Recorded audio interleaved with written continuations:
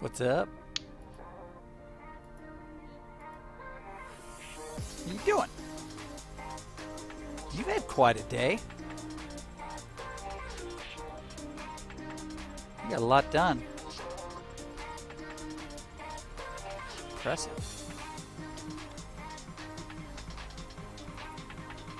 Oh boy. Yeah. I often say when I go to bed, I stop working, not because I've completed everything that I need to, but I've gotten as far as I can get on the energy that I have.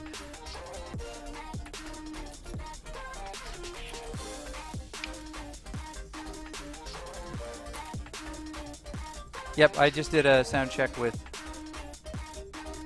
Nerdy. Let me make sure I'm not.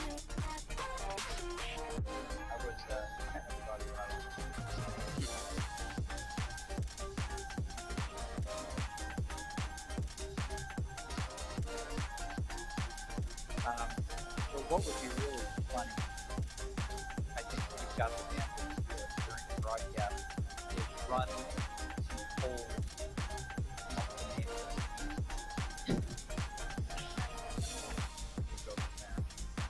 I second this. I second this.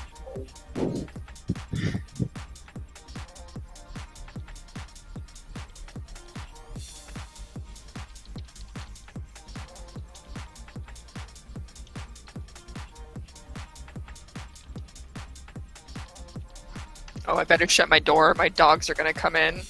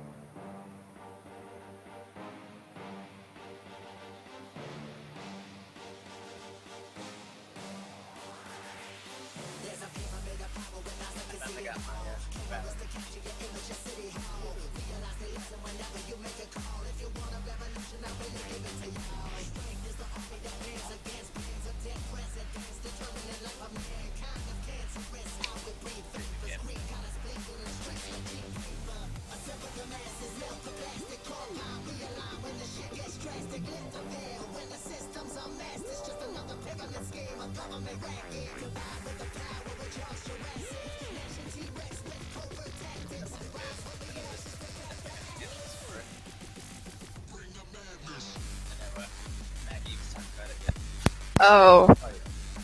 Hey, Doc, just a heads up, I officially got accepted into the EdTech program.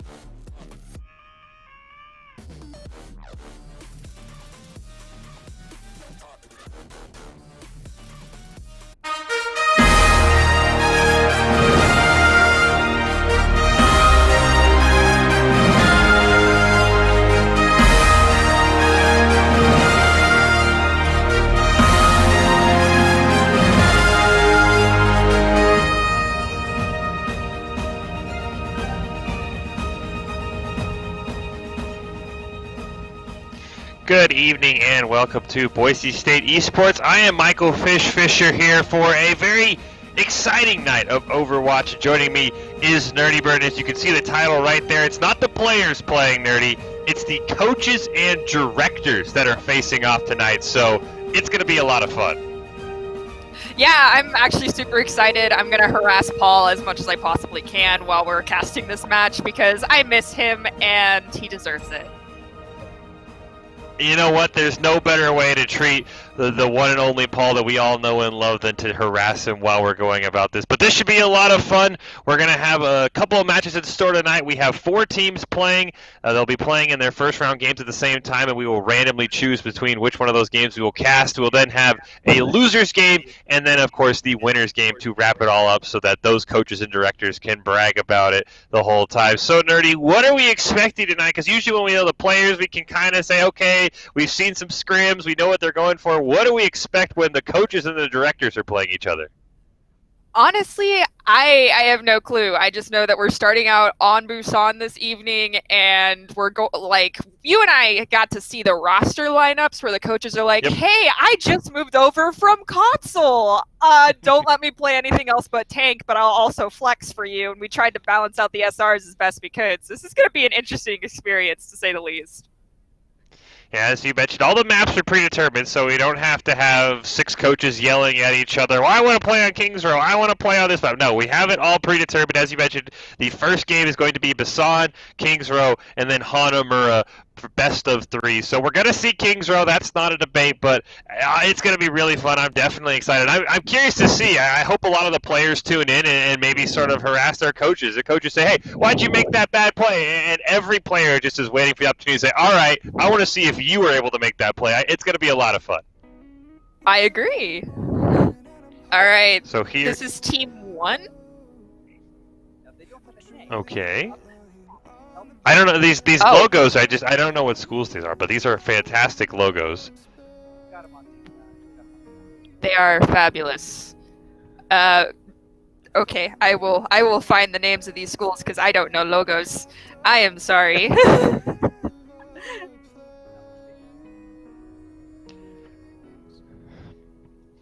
Okay, so it looks like we got, is it Kettering University is the first one?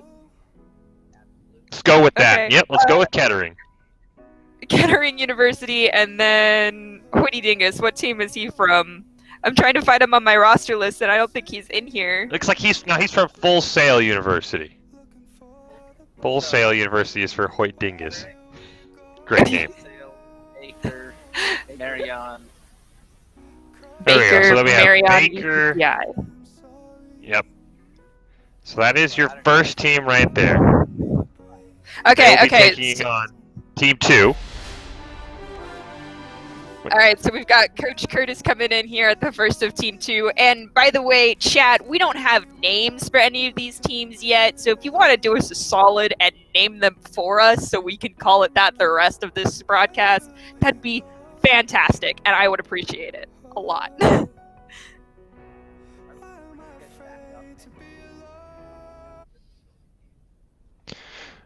So we will figure out all of that.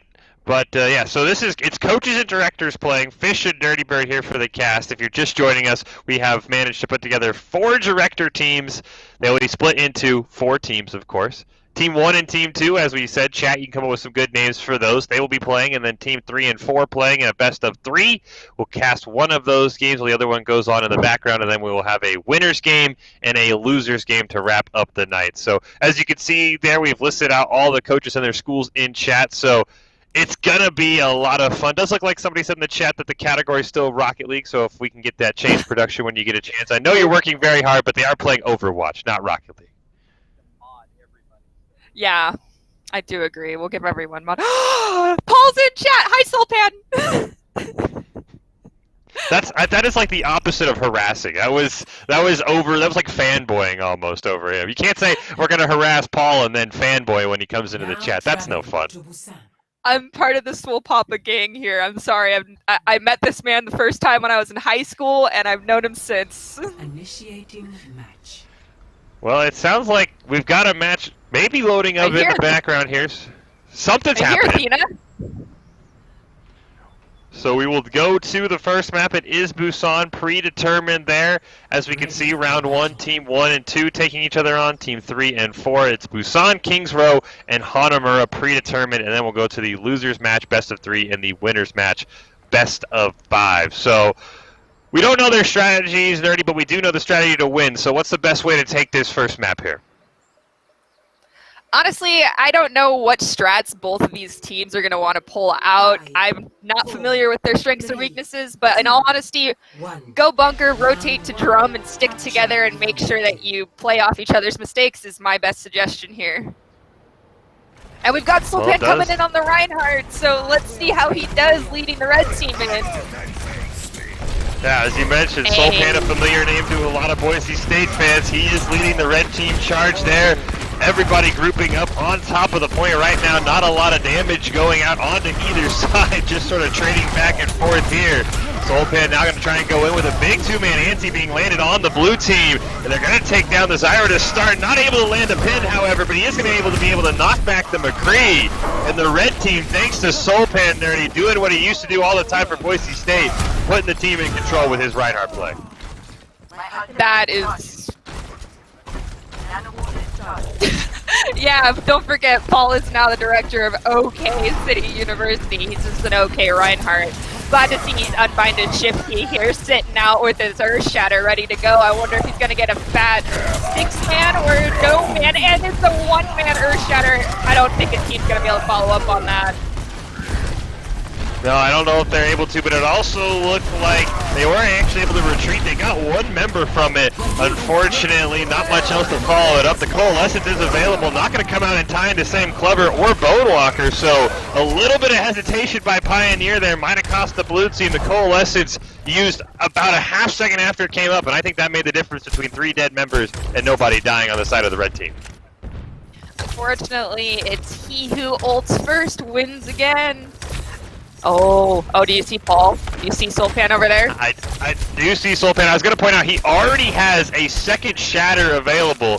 Maywall's going to stop the blue team. Check There no it corners! is! There's the 5-man shatter! Just like we know and love from Sultan, now the director at Oklahoma City University. Unfortunately, the sound barrier did come out. Eski was the only member not stunned by that. So the blue team able to survive. Unfortunately for them, they haven't even got to the point, and it's already at 80%. Actually, as I say that, somebody backdoored the red team. I think it's Bonewalker. Yeah, they're Reapers there. He has to fall off. I thought he was going to get it, but he's going to die, and I think that's going to make this last fight. They need to get the point. Very, very difficult. Sultan not able to catch anyone. Evolve's going to throw down the Blizzard there. A huge Deadeye, though, is going to pick up a couple. TMW able to get a couple of picks onto the red team. Right now, though, they haven't been able to clear anyone off the point. Finally actually able to take control. They were actually able to pull red team off just enough. Right now, Sultan with his 3rd shatter of the match. My goodness, the Reinhardt plays have been fantastic. Coalescence going to come out from Pioneer. Nobody going to go down for the blue team. Finally able to get onto the point, and they just barely made it in time. Just barely, but as you mentioned, that 3rd shatter coming out from Sultan, this man is an animal. Holy cow. I'm genuinely wondering how Blue chance to hold this point during this next fight. I mean, they've got a couple ultimates that are. Are we expecting a Beyblade here? Are we going back to season 2? Beyblade? I think we might. I think that might be the only way they really win is with the Beyblade. For the red team, I hate to say it, but a high noon is going to have to be the determining factor. There is the Beyblade. Unfortunately, the sound barrier came out just in time to cancel out all of that damage. TMW and Bowwalk are going to go down. There is the Deadeye. In classic Deadeye fashion, it's not going to pick up anybody. Actually, never mind. I spoke too soon. I thought I heard the bullets go out. He actually is going to pick up 2. And the red team doing a fantastic job. The Beyblade was there, Nerdy, but the sound barrier just kind of laughed at that Beyblade.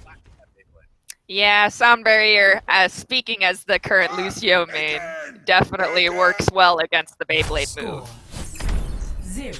So the red team able to pick up the first one there of the coaches and directors, and that was a really fantastic play by the red team. 3 shatters in one game for Reinhardt is just incredible. A shatter before the first fight was even done, ready with a second shatter to do a sneaky shatter. That was ridiculous. I know, okay, so we're calling them red and blue team. Chat, do you guys have a name for either of these teams yet? Can you throw us like a hand here and help us? I would prefer to not to use red and blue because they're going to swap here real quick. 3, 2. Well, I know they have the very uncreative Team 1 and I think Team 3 names is what I thought I saw. Yeah, Team 1 and right. Team 3, we can go with that. So much more creative than red and blue, I know. Stay Okay, beat here Team on the the Carbon first. Coaches, and Team 3 Carbon is now the Co- Sulpaniacs. Alright, the Sulpaniacs versus the Carbon Coaches. I can roll with that. Right now, the Carbon Coaches being pushed off the point, trying to find an entrance there. They do have a Sombra. If they can land a hack onto Sulpan, that might be able to allow them to come from behind. Clever, though, gonna go with the sneak, but he immediately gets put to sleep. What a play by the Yacht of the anti-nade. Not able to take you down. Sombra will go down in the background, but they will trade it for a McCree on the Sulpaniac. So right now, 1 DPS down on both sides, still trying to find an edge. Sulpaniacs have captured the point. A huge pin onto the Lucio, though. Clever is going to have to pay for it, but he is able to take out that backline support. A freeze, though, going to come out. Bonewalker in the backline, antied as well. And the Sulpaniacs, just like in the first map, able to take the point just a little bit longer this time, and Shatter isn't ready quite yet. Not quite, but it's there. And by the start of the next fight, we might see a big sneaky 6-man shatter coming out from Sulpan. And I'll hit you. I would have to think for the Carbon Coaches, they have to be making sure they check their corners after what Sulpan did to them in the last map. They also have the Nano available for the Sulpaniacs. If they are able to use it, they want to just let Sulpan just absolutely ravage the team. It looks like the Carbon Coaches tried for a flank there, ended up actually faking out the Sulpaniacs. Now they're going to meet right in the middle of that hack. Not quite able to land onto Sulpan. He's able to get the 3-man shatter out. Coalescence comes out for Pioneer to keep the members of his team alive. A huge pin's going to land onto the Sombra, though. Sulpan, though, just a little bit overextended. His team now able to come rescue him. He is going to fall to Bonewalker, but unfortunately for the Carbon Coaches, no one else quite able to survive. Reaper's going to go down, so will the Moira, so the Sulpaniacs lose their namesake, but not much more than that. It looks like the stability on the Sulpaniac side was just a little bit higher than Carbon Coaches coming in through that choke point. I won't lie, sustaining through there when you're on the attacking push is a bit difficult though. And as you can see, our Reinhardt on the red team is already back and ready to do his, I'm going to call this just shenanigans from Paul. That was a huge stun on the Clever. He had actually trapped Sulpan. The shatter is going to come out. It's only going to land on the one. Deadeye is going to pick up a couple. UIT doing a great job. That's his second multi-man Deadeye. And meanwhile, the Sulpaniac's going to get the point. Not even close, unfortunately, for the Carbon Coaches. So already the Sulpaniac's on match point here. What a great way to start tonight. Play of the game. Wow. And of course, a massive shatter coming in to be play of the game here from Sulpan. I did not expect anything less. At least it is not a Deadeye. Triple kill. I was actually shocked this wasn't the 5-man shatter. This was just him kind of swinging his sword around. He didn't even need the shatter.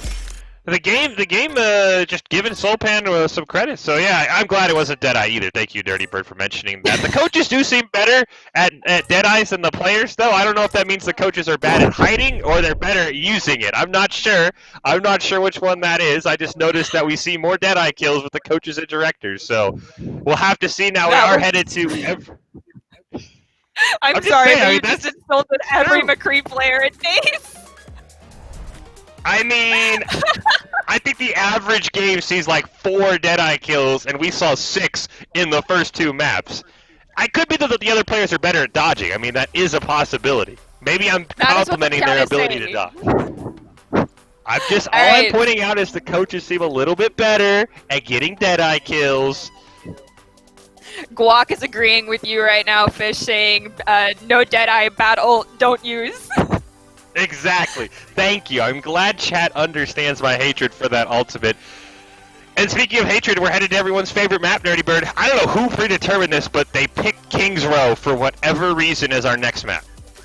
Okay, everyone hates on King's Row and everyone hates on Rialto. Fun fact, they're like 2 of my favorite maps. So, you know what? I'm happy. I'm sorry everyone else gets to suffer. Well, we're headed to King's Row. It is a best of 3, so the Soulpaniacs are on match point here. So if they can land a couple more of those huge shatters led by Soulpan, I think that's going to be the difference. I mean, we talk about it all the time when we have Doc's keys to the game. It's always keep your Rhine alive and kill the other team's Rhine, and Soulpan's doing a much better job than Clever of staying alive, and his team's winning most of those fights. Oh yes, I do agree. King's Row is the most loved map, just came from Juggernaut. Okay, Juggernaut, I'm glad that you agree with me at least. I don't know if the rest of the chat room's going to agree. Every single time we have to give reasons when somebody gets a map pick, we always, as casters, say, this is why they won't pick King's Row. And then they pick King's Row, much to our chagrin. As you could see there, round 1, it is Team 1 and Team 2 playing versus Team 3 and Team 4. Those are going on simultaneously. We are just picking one of those matches. That will be followed up by the losers match, and then, of course, the winners match at the very end. Everything but the winners match is best of 3, and every map is already predetermined. So it should be a lot of fun, and, you know, there's nothing wrong with more King's Row. As much as I hate on it, it's an easy map, and it's a map that I know very well, Nerdy, because we play it so much. Exactly. So then all of the callouts that you have, every location that you're going to call is going to be almost perfect because you're so familiar with this map. It's like the back of your hand. It's okay. Just keep it in your pocket for later. 1. So we'll have to see. I do see a Torbjorn on the side of the Carbon coaches. I'll be curious to see how that works. Immediately, though, the turret is going to go down. Unfortunately, Hades is going to get stunned, dropping very low. UIT going to be the first one to take him down. Clever will fall, though. That means no Rhine on the side of the Carbon coaches. We'll see what the Soulpaniacs can do without their McCree. Right now, they're just sort of waiting in the corner, trying to allow some respawns. The Immortality Field going to be used without any damage going on. I'll be curious to see if there could be a punish on the side of the Soulpaniacs with that cooldown now coming out. Another turret going to fall, doing a great job by Evolve, sniping out those turrets. And eventually the first elimination going to go on to TMW with the respawn from the McCree. And now the Soulpaniacs right in on the back line. No Immortality Field to keep anyone alive for the Carbon coaches. I think, Nerdy, they might have used that Immortality Field a little bit too risky there to start. A little too risky, but I don't know if you're noticing this. Look at Soulpan's ult charge. That man hit his shift key on cooldown during that push, and I don't know how it worked. Stop the payload. Well, we do have 2 shatters available. Clever's got his own. We'll see if he can maybe sneak behind. We're going to see the first shatter come out from Soulpan. Going to land on to 3 members, and they are immediately going to fall down. TMW will join in. Pioneer not able to get away. Actually, he's barely able to hide. I thought he was going to go down, but hey, we've seen some crazy Lucio plays all the time. I'm not shocked that Lucio made it away, but for the Carbon coaches, that was a awful fight for them, but they do still have their shatter available. They do, and if they can regroup, capitalize on your Lucio speed boost, ram right into them right now, they have an opportunity to take back control of this point. As you can see, the Soulpaniacs only have 1 person pushing, so all 6 members of blue team push up right now and take them before that payload gets too close. You got a chance. Go, guys, go! Well, they do have to worry about 4 ultimates. Oh, there's the Graviton Surge and the Amplification Matrix and the Shatter. My goodness, there goes everybody on the Soulpaniacs. The Nano was used by the Ana. That isn't going to save anyone, and that's how you combo ults together. Holy cow, yeah, and Soulpaniacs still have about 3 ultimates coming online for the next fight. So well, yeah, the Soulpaniacs actually have 4 coming up, and then Carbon Coaches look like they're chilling out at 3, but the stagger they might be able to get here will be huge to hold out for a whole nother fight. Great play there made by TMW for sure to hold this point a little longer for the blue side.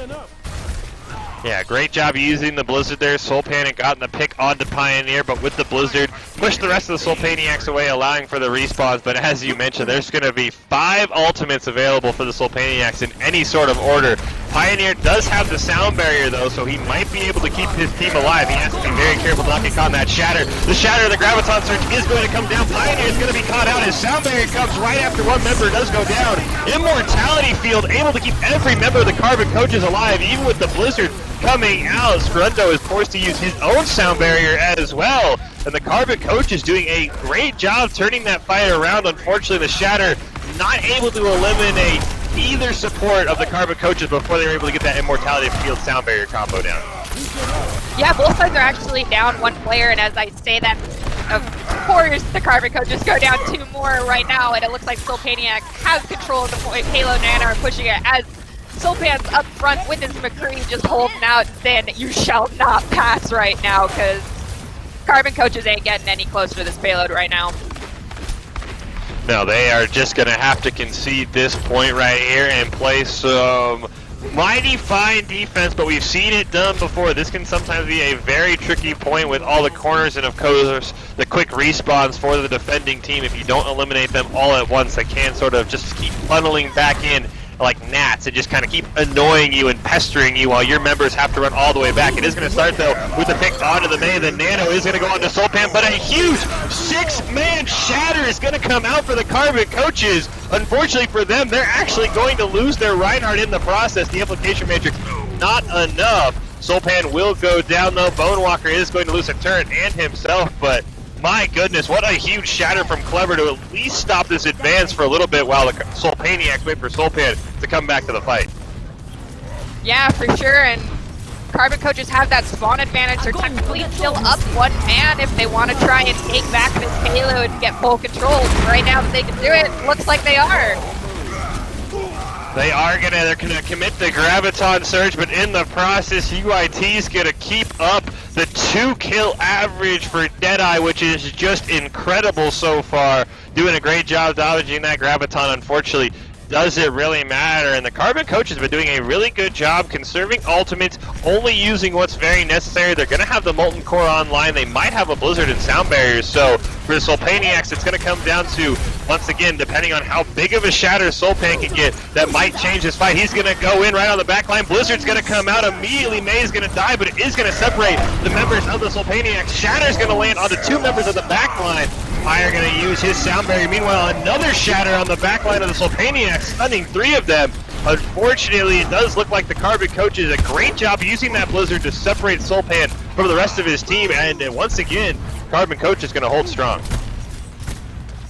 There was so many ults that just flew out. I don't know how you kept track of all that, bitch. I'm still learning how to do this.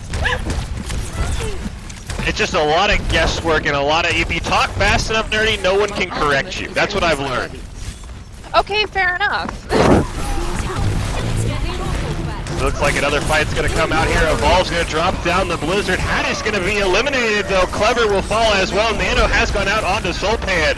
Though we are going to see the Carbon Coaches smartly fall back, use those Turboyorn turrets to just kind of get some chip damage on the side of the Soulpaniacs. They are going to take down the Lucio. That's a lot of passive healing and movement speed down for the Soulpaniacs. Sleep, though, going to land on the Pioneer, and a great combo. Soulpan charging into the wall. Shatter, unfortunately, from Soulpan.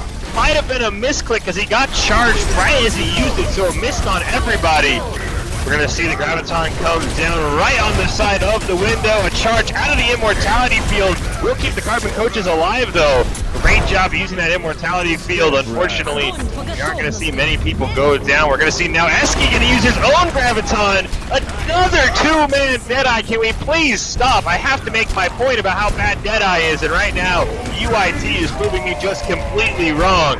Molten Core going to come out for Bonewalker. Is it just 3 members of the Sulpaniacs trying to push? They drop the Sound Barrier and the Nano. Unfortunately for them, respawns have come out for the Carbon Coaches. Eski is going to fall. Sulpan Shatter not going to land onto anyone. Immortality Field on the point. Not keeping anyone alive. Clever's going to use his own Shatter, and it's going to be a lot of whiffs back and forth. Sulpaniacs have kept the pressure on the point. Respawn's coming out, but time is bleeding down. Evolve's going to immediately commit the Blizzard as he gets back. Pioneer Sound Barrier wasn't enough to keep him alive, but it was enough to keep the rest of his team alive. As the respawns are able to be trickling in, Eski and TMW going to go down. The payload might be able to be driven home. Yes, it will. But for how much time the Sulpaniacs had, only 12 seconds left. Wow. That was great defense there. That was really good defense. Wow. So just so we throw this out there, it does look like Clever has a fanboy as well, not just Soulpan. We've got Flyboy Wilder out here saying, you know, Clever is GOAT. Clever did have some fantastic plays. Let's see if one of them will get POTG though. And yeah, I think the only problem for him is he got a 6-man shatter and his team didn't get any kills. Like, that has to feel so bad. Like, I got a 6-man shatter, and then the team's like, oh, we weren't there. Sorry, man. There's your POTG right out the window. It's all about that follow-up. You got to be like, I'm looking to shatter, I'm looking to shatter, and if your team's not there, you're dead in the water. As soon as you hit that shift key after that shatter, you're done. Ready for battle. So, and do you think we see any different change for either side here? I mean, the Sulpaniacs have been playing great with their comp, but I don't think we'll see an offensive Torbjorn for Carbon Coaches, right? I hope we don't see an offensive Torb. I think they're going to change that. I mean, like, if you did, the Torbjorn did have a few great ults at point 3. I would have used him at point 3, probably only at point 3 personally. But it looks like they're actually going for an attack Torbjorn as we're looking in at their spawn right now. I wish we could be in their comms asking them what they're thinking right now. I totally understand Torbjorn has a huge damage output. This comp itself has a huge damage output. But I feel like just a more mobile hero for the initial push through that choke point at the statue would be a little more ideal. We'll just have to see how this goes though. Yeah, we will have to see as immediately the Carbon Coaches want to just try and rush the point. Maywall going to separate the number of the Sulpaniacs. Unfortunately, a quick pick onto Hadis immediately turns into 2 dead members of the Carbon Coaches. So that lack of damage as the Torbjorn turn is going to go down as well. Great job by Sulpan putting that shield up. So the Carbon Coaches are going to have to regroup. Everyone has respawned though. Sleep Dart onto Sulpan. Not going to result in a little bit more than chip damage, but thought they were going to start well with the pick onto the Zarya, but then everything went south for them. They're going to try and push now around the statue here, jumping right onto the point. They have put a Maywall down, isolating Sulpan. He's going to get frozen and go down. Unfortunately, Clever and Pioneer will also go down in the process. The Carbon Coaches have been consistently picking up the first kill of the engagement, but after that, it has just not gone their way. Evolve, though, is going to go down as the team trades kills back and forth, but I have to say, in a situation like that, that favors the defending team, not the attacking team. I do agree with you there, Fish. That Carbon Coaches get that first pick, like you said. It's just that follow-up and the picking the next target. Who is most important? They just don't have it quite together yet as a whole group to kill the right hero, I think. And they're going after the wrong target first. I did like that Torbjorn turret positioning. Now we're going to see UIT is going to drop the Deadeye, though. A couple of Maywalls are going to block him. Nano's going to go on to Evolve here, and Sulpan's going to land a huge shatter onto 3 members of the Carbon Coaches. Molten Core is going to come out to try and push him away from sort of slamming his hammer down on the stun members. He's going to land a pin onto Pioneer, trap him in the back. Eski does have the Graviton Surge, if he can find a place to use it. Nano's going to come out, they're going to fully commit to this. Graviton Surge is going to land. Unfortunately, they're only going to get a pick onto Hadis. A pin is going to come out from Sulpan. He's going to trap Bonewalker. That was a fantastic pick. Unfortunately, he's got to pay for it with his life. A little bit overzealous there. Just a tiny bit. That's okay. That was a great hold coming out from the Sulpaniacs on that first point. They ran it down to what looked like about 1 minute and 44 seconds left for the Carbon Coaches. So 4 minutes to push to point 2. We'll see how this goes. Are going to have a swap for the Sulpaniacs. Evolve going to go over from the May over to the Doomfist, so we'll see if he can maybe get on the back line of the Carbon coaches, punish the Ana or the Lucio. Lucio a little bit more mobile, so the Ana definitely has to watch out. Soulpan, though, gonna get picked immediately. TMW going to use the Blizzard, and now we're gonna see a huge shatter onto 3 members of the Soulpaniacs. Clever doing a fantastic job showing why he has a fan club in chat, and just like that, the Carbon coaches, everyone but the payload is already at the second checkpoint. That was amazing, Clever. Good job. Your fan club is probably very proud of you, though they're not saying anything in chat and congratulating you right now. I will. Good job, Clever. Clever and Soulpan definitely have been the MVPs almost of both teams. Usually the Reinhardt shatters are key, but I mean, Soulpan lands a 5-man shatter. Clever comes back with his own 6-man shatter. They have been doing a fantastic job. There is 2 Graviton Surges available. They're both going to come out at the exact same time. Deadeye is going to come out. The Ana will go down. The Deadeye is going to get fully blocked. Soundmare Pioneer is going to keep his team alive. Soulpan and Clever both going to be traded off as well, so Graviton Surges hold everybody in place. You can't really see what's going on, but the team's just going to trade back and forth. The only problem is the Soulpaniacs couldn't stop the push of the payload. No, they could not, and Clever, your team is in the chat room cheering you on right now, saying that's my coach. They're very proud of you, and I will admit that after you counter-shattered there, it was bigger than Soulpan's. Nice job. Well, this is the same situation the Carbon coaches found themselves in and that the Soulpaniacs now find themselves in. Payload pushing down their throat, 3+ minutes left, and you can see the Carbon coaches bled it down to 12 seconds, so we'll see what's going to happen. Unfortunately for the Soulpaniacs, a pick onto Evolve, see it switch over to the Junkrat, is going to limit their defense, at least for now. Soulpan taking a lot of damage. But no one going down. Soulpan is going to get frozen. Blizzard's going to come out, so will the Molten Core. DMW is going to fall, though, unfortunately for the Soulpaniacs. Soulpan is going to go down their front line man, and right now nobody slowing down the payload. Finally somebody's able to get their Evolve. Once again, these turrets have not been his friend. Addis going to fall due to the anti-nade, due to the Graviton Surge. Going to be used right on top of the payload, though, so it did make it so that it was contested the entire time. A little bit of a questionable play there. Unfortunately, it doesn't matter for the Soulpaniacs. They are just getting pushed down, slowly rolling in with the Wrecking Ball now on Soulpan, trying to do what he can to stall out, picking up a couple of eliminations. Addis on the Diva as well has got a couple of kills. Bonewalker goes down, Pioneer will fall, so 3.98 meters and an epic hold for the Soulpaniacs. They're going to get a couple more kills. They're actually going to survive that push. There's just one member alive, and it's Clever, and you can see he's waiting and hiding with a huge shatter available. Clever. Let's hope you stay alive. Let's hope you don't get staggered here, my friend. I don't think they're looking for him, so I think he's safe for now. And I would like to point out that, yes, the chat room's been saying this, Butte Holiday and Orange are also carrying their teams. Pioneer, you as well. Your teams would not exist without your support players, guys. Don't forget them. They're very important. Spoken almost like you're a support main, Nerdy, for just some reason. I don't know why. But we'll see if the supports can carry the Carbon coaches into this fight. We're going to start off with a nano on Soulpan. It's going to allow him to get on to Clever in the back line. The shatter not even used. Soulpan going to get frozen. TMW going to go down. Hannes with a great play on Diva. No one's taking care of the Torbjorn turrets yet. Now will finally fall. And we've seen this sometimes. The payload gets really close, but the defending team, once they can set a point, really makes it hard for the attacking team just to get around that first corner.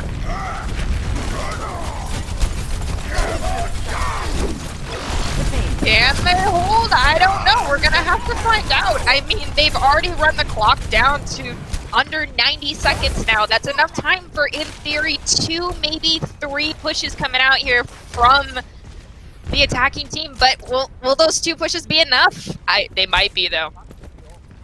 Yeah, they're going to have 6 ultimates available for the Carbon coaches. The Soulpaniacs. Soulpan actually committing a very aggressive shatter there, trying to spawn camp him, so he's not going to have that. Otherwise, everything but the Blizzard should be online. So it's really going to come down to how many ults do the Carbon coaches want to commit in one fight. And they're going to say, we're going to throw everything at it. Molten Core is going to come out, so will the shatter, the sound barrier as well. Unfortunately, a huge Diva bomb from Addis is going to put everything on hold. TMW saved the Blizzard just for a split second, and now the Carbon coaches threw everything at the wall, and now they have to come up with a miraculous push with the Vols Blizzard coming up very shortly. Yeah, you can't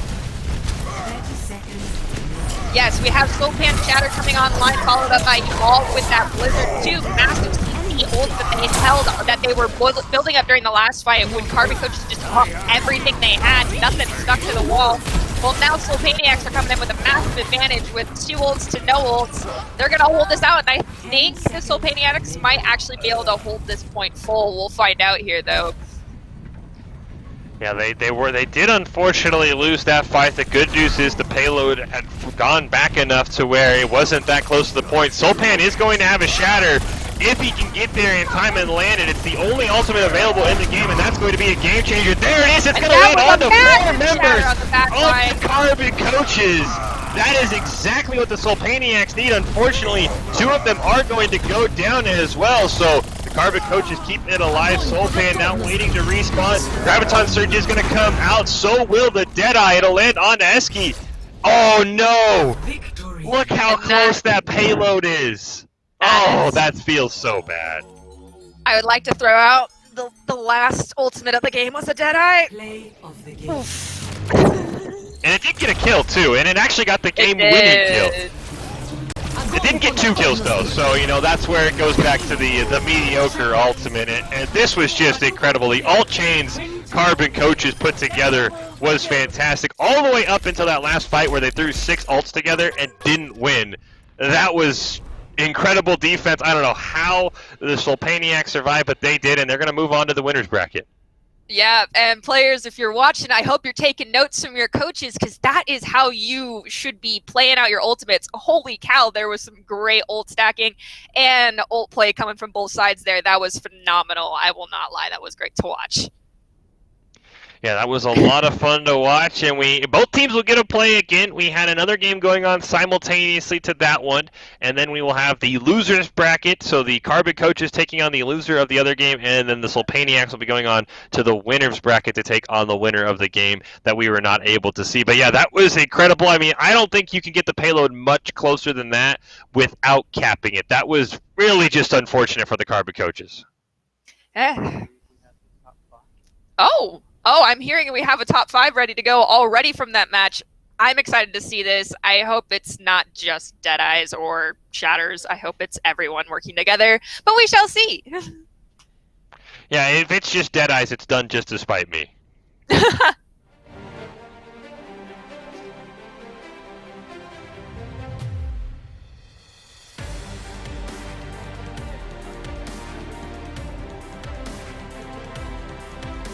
Oh, this is I think this is the Paul pressing shift key on cooldown. Yep, it was Sulpan's cooldown shift key. Sometimes being an overly aggressive Reinhardt works out for the best. And we've got Venom in chat saying top 5 plays should be Sulpan. Well, the first one was a team effort. It looks like the second one is a team effort as well. It's not just going to be Sulpan. And you, Holiday, of course, you did do some carrying for your team as well. It was not just Paul. It was not just Hattisbig or Evolve. It was a team effort. All of you guys did great. I have no idea how they managed to get that last push in. I am not going to lie on that one.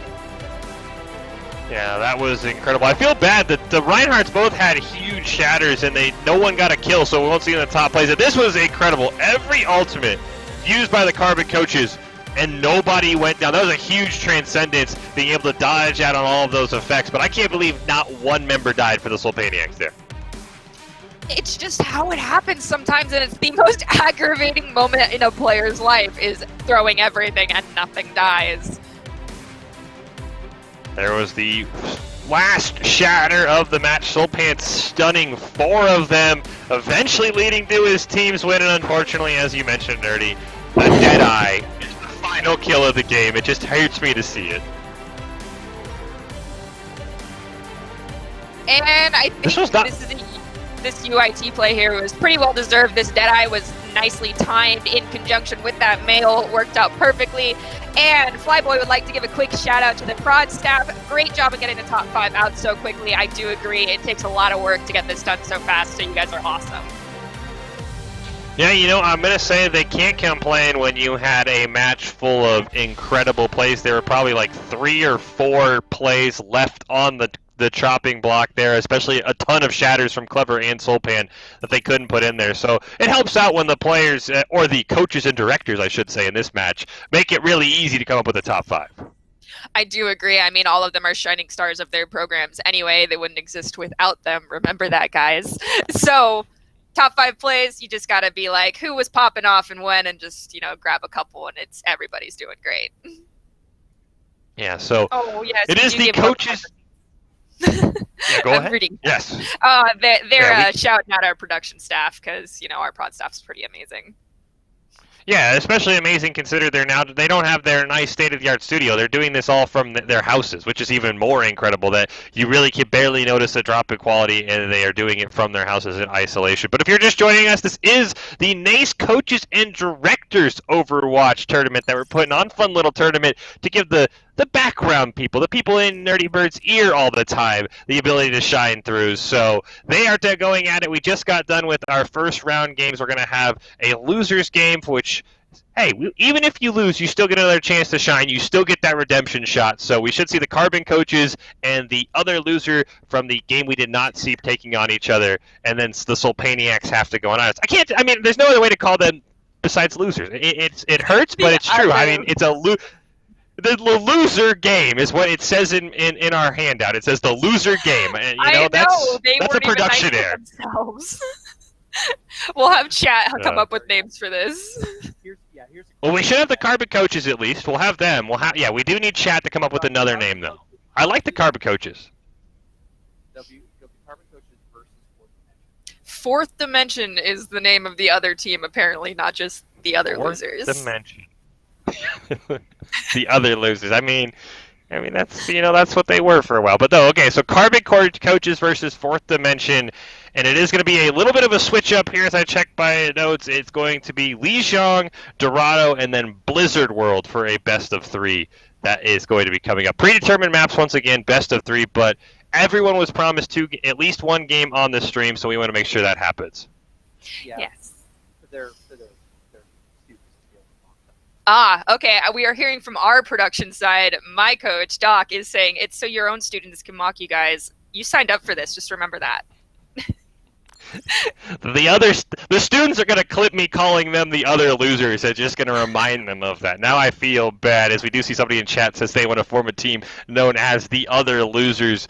That would be a great team name. I'm not going to lie. Maybe, Boise Land, you call yourself the other losers. I mean, it's a great team name, especially if you win, because then it's really just kind of ironic. But maybe agree. they can turn themselves into the other losers winners if the Fourth Dimension coaches can come out on top here. But I'm definitely excited for it. It's just a lot of fun to watch the coaches and directors go at it, because we see things like Deadeye averaging 2 kills a game, which is something we gratefully usually don't see. And as the chat room graciously pointed out, it could just be that the coaches are really bad at hiding and the players are really good at hiding. So the Deadeyes are getting more value here than they do when the players play. But, I could also just say that their McCrees are actually really good. You either insult the players that are the McCrees, or you insult the coaches. So I don't really know which way you want to take that. Yeah, exactly. So we'll just say great McCrees are being played today. McCree one-tricks, that's what they are. They're McCree one-tricks. So we'll have to see here. I did see somebody else suggested it, the other bracket game, something like that. The Good Try bracket, actually. I like that name. The Good Try bracket. That's what game we have coming up. It's the You Tried game. You really tried. And the You Tried game is going to be starting out on Lijiang Tower this time. All of these maps are predetermined, just like the last group of games. So it's going to be Lijiang, followed by Dorado, and then Blizzard World. I'm excited for Blizzard World out of all of those personally. I love the visuals there, and I love how it's a connection between all of the games. It's just beautiful to look at. So I'm excited for that map personally. We did get somebody in chat asking when Clever played again. According to my notes, he should be next. He should be in the You Tried bracket going up against the Fourth Dimension coaches coming up. It should be the next game. That's what I believe. That's what I've been told. That's the next game coming up right now. So don't go anywhere, Clever fans. You can see him drop some fat shatters, and hopefully this time it can result in a W. In the You Tried bracket. It's the You Tried bracket. You came, you tried. Somebody will win, but you tried. You tried. You gave your best effort. The participation bracket, that is my favorite so far. We're going with that. All right, the participation bracket. That's what we've got. I mean, I personally Chat have a is lot the- of participation awards. Chat is savage. Chat is savage. So here is the fourth dimension team that we did not see. They will be the other team playing against the Carbon coaches. So there are the directors there. Make sure we get that doctor title in there. He didn't work for that for nothing. So there is your coaches and directors of this team. If you recognize them, if any of their players are in the chat, you want to make sure you do stay tuned. So they will be coming up very shortly. We've got a Go Corey and a Go Terrence from chat room coming in right now. So they've got some players watching at least, or friends and family. I don't know which. He's flexing with that doctor title. Heck yeah, man. I mean, you go to school for that long, you deserve to be called a doctor. Oh, yeah. If you earn the doctor title... Dr. Hydra? Oh, no. Chat, come on. Oh my Where's goodness. my O2 participant? Somebody's going to be an O2 participant after this, Travis. We're waiting to see. It's either going to be the Carbon coaches or it's going to be Fourth Dimension. One of them is going to be your O2 participants. That's what happens when you have a tournament. You sign up knowing you could be the team that goes 0-2. It's just what you have to accept when you sign up for a tournament. I'm just loving these students roasting their own coaches. I'm just here to watch my coach feed. Oh my gosh, clip that stuff, show it to your coach and be like, do you want to explain how you play versus how I play? They'll never listen. See, that's the problem with this. The players on the coaches that go 0-2, they'll just say, come on, you went 0-2. What are you doing here? So Yeah. make sure you still listen to their coach. Even if they do go 0-2, even if they're in the 0-2 participation group, you want to make sure that you still respect them. And I hear it. We're on to the participation bracket, Nerdy Works. I'm ready for it. I'm excited. I'm excited too. I'm really looking forward to watching Clever make some great plays, and I'm looking forward to see some plays made from the other team that we have yet to be able to watch yet, so this will be exciting. As you see there, those are the rules. We have completed round one. We watched the Solpaniacs beat the Carbon coaches. Fourth Dimension was playing our team we have not yet named, and the team we have not yet named won. So we are now on to the get rid of that losers match. We don't want to be too mean. It's the participation match that we are on right now. Best of three, Lijiang, Dorado, and Blizzard World coming up between the Fourth Dimension and the Carbon coaches. And I've seen a lot of support for both coaches already, so the players are definitely here cheering them on, making sure they are not the students of the O2 participation coaches.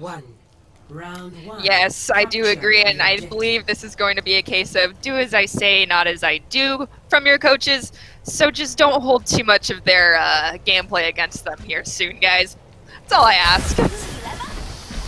Unless you're a tank player under Clever, then always do what he does because he's landed some huge shatters there. Disappointed to see that we had a Symmetra and no teleport coming out from the Fourth Dimension. Great pin by Clever, going to land onto early. No picks going to be picked up yet. Now finally Eski is going to be the first one going down, but for the blue team, they are holding the point. Pioneer goes down as well. The point does barely get contested, but it does look like the Carbon coaches, even losing a couple of members, are at least going to start with this point, so they won't fall too far behind when it looks like they should inevitably respawn here. Pin is going to come out. Great play by Clever, landing onto Skywalker. And a res unfortunately comes out. And it looks like Fourth Dimension has recovered. The Shatter may be used a little bit prematurely there. I don't think they need the Shatter to win that fight. I mean, Carbon coaches are still hanging on to this point. I honestly am shocked that they are with the amount of damage coming out here from the Fourth Dimension. It just goes to show that, you know, touching that point and being on it first really does play a big hand in keeping point control. They're 36%. Yeah, they're kind of on the downside of this fight and going to be coming out and losing it over to the Fourth Dimension. But look at that, 41% from just being on the point first. I think that just goes to show how important that Lucio play is coming over from the Carbon coaches right now. Yeah, that 41% is going to help them out. Zeno did commit the Valkyrie there. Gerg is going to use the Blizzard. Carbon coaches might be able to disengage. Unfortunately, Bonewalker caught out in a very unfriendly position. He is going to go down, but the rest of the members of the team will disengage. But I will say shout out to them. They did get the Blizzard out of the way, so they might be able to siege it now. They have the Nano available. Early is going to get stunned, charged all the way across the map. Unfortunately, Clever couldn't find a wall. And now Clever's caught out all by himself. His team trying to follow it up is going to get a pick onto Dr. Skywalker. Unfortunately, the res immediately comes out. Now we're going to see the Graviton come out. Can Skywalker drop the photon barrier in time? No, he cannot, but no one's going to go down. BMW going to use the Blizzard. It's going to get a couple of freezes early going down. Rip and Skort also going to get frozen. Unfortunately, he is survived. The damage on the Carbon coaches just has not been there. They've got a ton of picks. They just haven't been able to win a fight. Now they're finally starting able to recover, but it just feels like they haven't had that damage burst that we saw in the last game. I do agree. Maybe it's a little bit lack of target focus here, or maybe it's that call, maybe it's that Mercy on the 4th Dimension side that's making the difference. Now, personally, I don't really know if the little pixie lady is a huge difference here, or if it's just Clever is playing out of his mind right now. Holy crap! Holy cow! Look at that massive shatter from Clever. Even if it was just a stalling ultimate, that's okay. There was no follow-up, but that was a huge shatter, my friend. I wish someone was there from your side. Yeah, the 3-man shatter unfortunately goes to waste there. Bonewalker's Molten Core not able to do much. Afro Sheen and Rip and Skort are all going to go down, though. A great recovery by the Carbon coaches, allowing Clever maybe to get back in. A Grand Orange is going to go down. Eski is going to commit the Graviton, and he's just barely going to survive. And now a huge recovery by the Carbon coaches. These guys have just not given up. I haven't seen a single fight that I would say the Carbon coaches are going to win, and somehow they've almost gotten this point by winning these impossible fights. That was insane. So chat called it. That was more of a zoning ult to keep the 4th Dimension off point. That is exactly what it ended up doing. Clever, you are one clever man. Holy cow.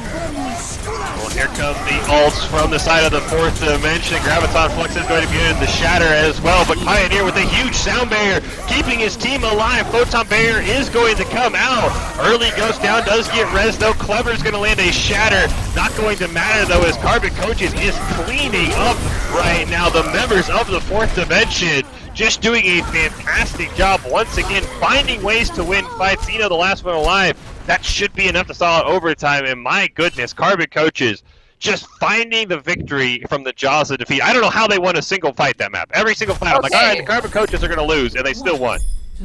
Okay, so apparently we've got Blacklight in the chat room, and I've been kind of watching too. I agree with this statement. If a Grand Orange babysits Clever, they just win. He just needs a chaperone to ape out win, and that is so true. Every time that Clever's been, getting darts in his back the entire time, he stayed alive, and their team has come back and won. Holy cow, I don't know how they pulled that off.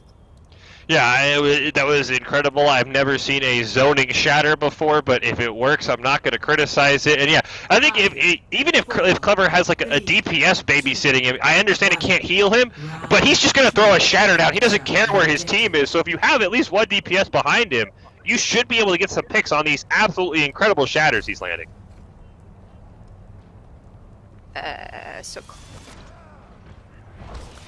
Teams are going to be in the middle there, and once again the Carbon coach is taking just a direct route to the point, realizing that if you can capture that point early, it can go a long way to winning the map. Now we're going to see 4th Dimension trying to siege there. The shields are coming out. They do have a Doomfist. We'll see if Grub can get in on the back line. Unfortunately for 4th Dimension, early going to be the first one to be eliminated, so that Ryan staying alive for the Carbon coaches going to make it very difficult to siege through that shield. We are going to see Skywalker go down as well. Rip and Skort stunned, and he will go down, and my goodness, Clever is just anywhere he wants to be. His Ryan play has been incredible tonight. Okay, so I pulled up our roster list of coaches and directors for this tournament, as requested of me, to figure out what Clever's real name is, and I feel like this man is trolling me. He put Hoity Dingus in as his name. Hey, I don't doubt the man. I believe him. Why don't we believe his name is Hoity Dingus? It just sounds too strange. It sounds like I'm being trolled. Am I being trolled right now? I would assume you're being trolled, but only in his name, not by his gameplay. The man has no stop button. He charges in, lands a shatter, picks up a double kill. The rest of his team hasn't even crossed the bridge yet. Unfortunately, his efforts all for waste as the res is going to come out, but he's going to get right back onto the fight. We are going to see Rip and Squirt get booped off the edge. Xeno's going to fall off with him as well, unfortunately, so that's not how the Fourth Dimension wanted to start this fight. Bone Walker going to pick up a double kill as well. Who needs Clever? Now he's going to go charging across the map. This we are being trolled. We're being trolled right now, Dirty. That is 100% a fact. So this man's name is Hoyt. You are an amazing player, and you are from Full Sail University, and you just sailed off the map. Thank you, good sir. And Holy you cow, know what? Carbon His team is sailing to a victory as well. It's 80% right now. Blizzard's going to come out. Graviton Surge going to be used. Coalescence not enough to keep Skywalker alive. And the Carbon Coach is just doing a fantastic job. I'm just waiting for Clever to find a way to charge into the spawn. We are going to see Grug commit his ultimate. Great Maywall there to cut it off. The point at 95%. Maybe a symmetric teleport might be needed. Clever going to knock one person off the edge. Nobody going to get to the point. And the Carbon Coaches, that time it was a dominating victory, and they're going to take the first map. That was... wow. Wow. Clever is getting a lot of shout-outs in chat. Eski, you did have some fantastic Graviton Surges and some things on point across the board. Holy cow. Carbon Coaches, that was insane. Yeah, I mean, I never thought on this first map there was ever a fight that I was like, okay, the Carbon Coaches will win this, yet they won almost every single fight. That was a fantastic job. Clever's incredible. I mean, the rest of the players on that team are also great, but I just love watching Clever because he's usually by himself as a Reinhardt, and he's getting kills, which is just incredible. Yeah, Hoyt carried that game. Holy cow. I'm getting Clever is MVP in chat. A Clever Orange should be the name of the team. Eski is a support main, but is destroying on tank right now. This confuses me, but I guess, you know, if you're going to flex to something else that you can also be amazing at. Holy cow. Both teams, you are amazing. Coach Clever to you, youngling. I apologize. Coach Clever. Apparently I'm a youngling. I want to know how old people think I am now. That's actually hilarious. Hey, you know what? Whatever you call Clever, you could call him the main reason Carbon Coaches is on match point, I think, because he's been doing a fantastic job. Wow, So, I see those predictions in chat. Hey, production in your ear here, real quick. There are two rules of the broadcast. One, if you don't have a microphone, you don't get to correct anybody. And two, if your gamer tag is too difficult to pronounce, it's going to get mispronounced. It's your fault. Two rules. So we do have, Production out. Yeah, exactly. I've said this every time I'm a caster. I know when you make your name, you think you're clever. Think about the casters. There are so many times I'm like, I don't even know what that word is.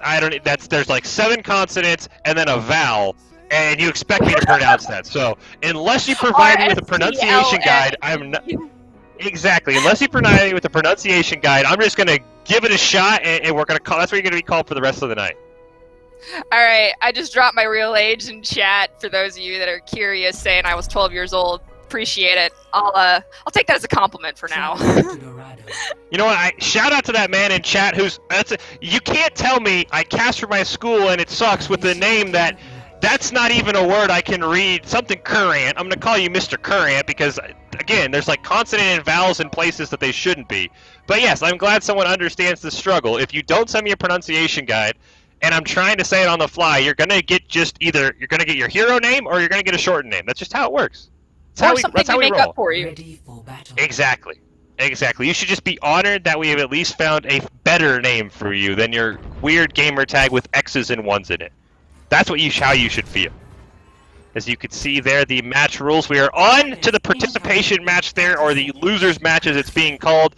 It is Lijiang and Dorado and Blizzard World best of 3. We have the Carbon Coaches going up against Fourth Dimension with the Carbon Coaches and Clever on match point here. And I think it's going to be, this man lands 2 4+ shatters. I think the Carbon Coaches are going to go home victorious in this match.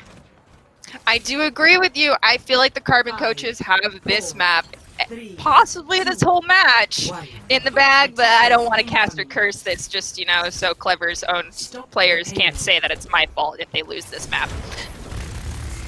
That's the one Oh thing my goodness, we have is this here. the Bastion? It's Protect the President! It's the pirate ship, as we also like to call it, and unfortunately the pirate ship, the first cannon barrage did a ton of damage, but the rest of it just kind of missed as the health bars drop low, but the Carbon Coaches are going to get the first pick. Now the pirate ship has gone into full stop mode. Bonewalker going to get the pick. They will put the res on the Bastion. He's right on the point. Unfortunately, no shields for that Bastion. He's just going to blow up once again, and there's no res available. So, problem with the pirate ship, Nerdy, is when you don't have any shields for your captain, he's going to be left exposed, and that's just going to stop the payload. I do agree, and when you don't have that sustain ability coming from a flex support instead of two main supports coming out here on the push and payload, it's a little difficult to keep your Bastion alive. You need that Baptiste immortality field, you know? But these are the coaches. I can't tell them how to play the game they coach. Grug, unfortunately, not having any luck on this Ashe, taken down again. Eski already with the Graviton, unfortunately early, able to have the shield as well as Ripid's Court, so not a lot of damage able to come out there. Trying to protect Skywalker there on the payload. Unfortunately, right as the Ryan shield goes down, he will go down with him. No, res is going to come out once again. Unfortunately, Xeno will go down, so will Ripid's Court, and Skywalker, his death count is just doubling right now because as soon as he gets rezzed, he has no protection. He goes down early, can't quite charge back in as well, and that is the one thing we noticed. We talked about it a lot, the shield better with the Orisa Sig. It made the pirate ship a lot easier. Now without those shields, as soon as the Rhine barrier goes down, Skywalker has just sort of become a sitting duck. I do agree, and maybe it's about time to go. Oh, is that a Symmetra they're trying to pull out now? That's an interesting move coming out from 4th Dimension. What is even going on now at this point? Well, we've seen some great teleport, at least from Boise State. I'm sure other teams have pulled them off as well. We just don't watch their streams, so I understand the use, but I haven't seen a teleporter used so far by Skywalker when he's been on that Symmetra, and he had got frozen in the blizzard and charged as well. Right now, nobody on Carbon Coach, or nobody on 4th Dimension wants to deal with Clever. He gets a shatter down. Unfortunately, he ran out of barrier and did go down. EMP is available for Grug. Molten Core and Graviton going to come out before he can use it. Graviton Flux is going to be used, but it's not going to be enough. The Molten Core just ripping apart the health bars of 4th Dimension. They just got absolutely decimated. What a great ult combination in the 4th Dimension Aster group. But that 6-man EMP, if Grug can land it, definitely is going to change this fight. EMP can be a major game changer, and Pioneer is ready for it though. He can save his entire team. But if you're gonna risk just EMPing one man, ergo Pioneer, to make sure that his team can win, oh, I don't know, Pioneer was caught in that EMP. There is no hope for Carbon Coach just staying right here. I think 4th Dimension is going to get the payload through this choke point during this fight, and then it'll be an easy sailing experience to get to checkpoint 2 here on this map. Unfortunately, the EMP, they couldn't find Pioneer. He actually was able to get the Transcendence off. Health bar staying alive. A 3-man anti's going to come out as and well. Kevin just going through all of them. He's just a hold and left click. You don't even need to click heads as Reinhardt. You just click it, and you get all these fantastic plays. I mean, the EMP was there. It was a 4-man EMP, as you mentioned, Nerdy. It was on to Pioneer. They just didn't have the follow-up damage. We've seen that a couple times just in this tournament. We've seen some huge ultimates and no follow-up from either side. So we'll have to see Clever once again. My goodness, he's going to go right in, immediately shatter on the early and rip it score, and his team is there. Now Clever will get some payback as he is going to go down to a charge from early. The coalescence coming out from Afro Sheen, not enough to keep his team alive. The Blizzard has gone down. 4th Dimension is in overtime, and unfortunately, with the health bars dropping very low, it does not look like they're going to be able to get back to the checkpoint. So it is going to be an epic defense needed for 4th Dimension to force us into overtime here. Do you anticipate any specific comp coming from 4th Dimension to hold this payload so close? I would think they have to go some sort of high ground comp, maybe with an Ashe, maybe with a Widowmaker or a Hanzo, something that makes Clever not be able to just shatter your whole team. That's the only way I see them winning. You can't let shatter dictate the pace. If you're on the ground trying to wall and maul with Clever, you're probably going to lose. So my theory is that there's going to be a half-price goats hold close to the door in red building to start, and they're just going to jump right on Clever and not give him a chance to do anything. That's just my take on it. I don't know what Fourth Dimension's actually going to pull out. We'll have to wait and see. If they do that themselves, I'm going to be curious because I want to sit here and actually like analyze that play in a VOD review. I think we both can agree, though, Nerdy, it's going to be shut down Clever if Fourth Dimension wants to force overtime. That is the key to their strategy, regardless of how they pull it off. I do agree, and it looks like we've got a Moira sneaking out, and that's all I can see right. Oh, Sigma? Sigma Roadhog. What type of comp is this going to be? This will be interesting. There's a Mercy in the back. We haven't seen the DPS, though, yet for Fourth Dimension. So we don't know quite where the DPS is. There is an attack bastion and a defense bastion, it looks like, plus the Ash. So almost the same DPS for Fourth Dimension. But Skywalker is going to be on the ground, so they're going to try and maul Carbon Coaches right on the ground here. We'll see. They're going to put a ton of damage. Clever not on the Reinhardt. Immortality Field going to be forced to be used right off the gate. It is going to allow them to get a pick onto Skywalker. He is going to get revived, half the free position, and the payload already dangerously close to where it needs to be. Clever, though. First one to go down, Xeno will fall. Skywalker going to get frozen with TMW in his face. Trying to get a pick on the Mei. He will just barely stay alive. That Mei wall just missing. Great job by Fourth Dimension this time, pocketing their Bastion, making sure he stays alive. Gonna fall back to the fountain, put himself in excellent position to try and get a pick here. Immortality Field is going to come out. Nobody got to the point! Oh, Carbon Coach is doing a great job. Nobody got to the point, so Carbon Coaches are your participation game winners. Good job, Carbon Coaches! Play of the game gonna go to Bone Walker here. I think he's got to give a shout out to Eski, though, who we are told is a support main, and it's so nice to just throw a Molten Core right on top of the Graviton and just sort of let the Molten Core do all the work, and you just kind of have to sit there and watch the kills rack up. I do agree. That was a fantastic match. That was one heck of a close hold. Holy cow. So much fun to watch. I rarely get to enjoy watching a Bastion on attack and defense at the same time. It's like flashback to Las Vegas. I would love to have seen that played out a little bit longer, but that concludes the, what are we calling this, participation bracket? So the Yes. the Carbon Coaches won participation, right? Yes, the Carbon Coaches are your participation bracket champions. Heck yeah, guys. Congratulations. Here's your Invisible Participation Award. And now we're going to go on to the winners bracket. This one's going to be a best of 5. Put a little bit more emphasis on this one. It is going to be the Sulpaniacs versus the unnamed team that beat Fourth Dimension. There's a player of the game for this one. Do you want to take a guess at who it might be? I have a guess. I don't want to take Clever from you because I feel like he was fantastic. So I'm going to go with Bone Walker. He just got play of the game. He was fantastic on the Torb, so all right, that's what I'll before go. we announce it fully, though, chat, do you guys think that you have a player of the game? Who do you think it is? I see somebody saying Clever. I see Clever Participation MVP, Clever a Grand Orange, Clever, Early Clever, even Soulpan is voting for Clever right now. We are actually going to put up a quick poll for you guys to participate in with us because why not? We have the technology. You guys might get it right. I like the person who said Clever participated really hard. That's my favorite way of describing that. Oh my gosh! Let's just feed all these backhanded compliments to our coaches now. Wow, guys. A lot of people voted for Clever. Grand Orange getting some love as well, but I would be hard-pressed to not pick Clever. He didn't have as many huge shatters in this game as he had in the first match against Sulpaniacs, but it's got to be Clever or... I mean, Eski had a lot as well. It's really going to be hard. It's going to be hard.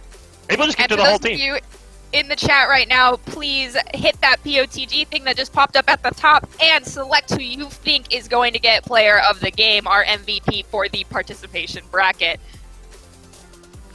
Somebody pointing out Clever Pop from a Grand Orange's healing. I think that would... you can make a case. It's always the tough thing. 99% of the time, and I know, Nerdy, you'll agree with me because you're a support main, 99% of the time you're popping off, it's because your support's keeping you alive. Exactly. You want that nano boost so you can just go swinging? You want to stay alive? You keep your supports alive, and you keep us happy. So somebody saying Esky required less pocket and still popped off. That I can see that as an automate. Every great Ryan has a great support behind him. That is true. I mean, Clever made a lot of plays, but a Grand Orange, even if a Grand Orange doesn't win, he has to sort of take. They'll split the trophy in half. We'll cut it in half to Clever, half to a Grand Orange for supporting him. Yes, there we go. That'll be how it's going to be played. If a tank gets it, their support pocket player gets a little piece of that. Exactly. That trophy. Just a little signature down at the bottom.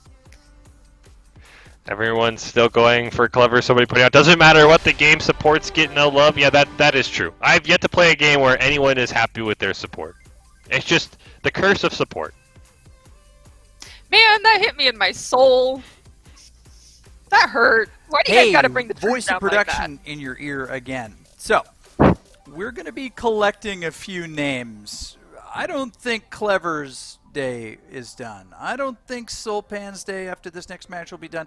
I think that we're going to ask back a handful of these folks because this wouldn't be our Overwatch production. I see Nerdy going to that place. She knows where it's at. We're going to add a couple of modes onto the end of this and invite some people in. We're not going to tell them what the game mode's going to be until they're in lobby and it's starting.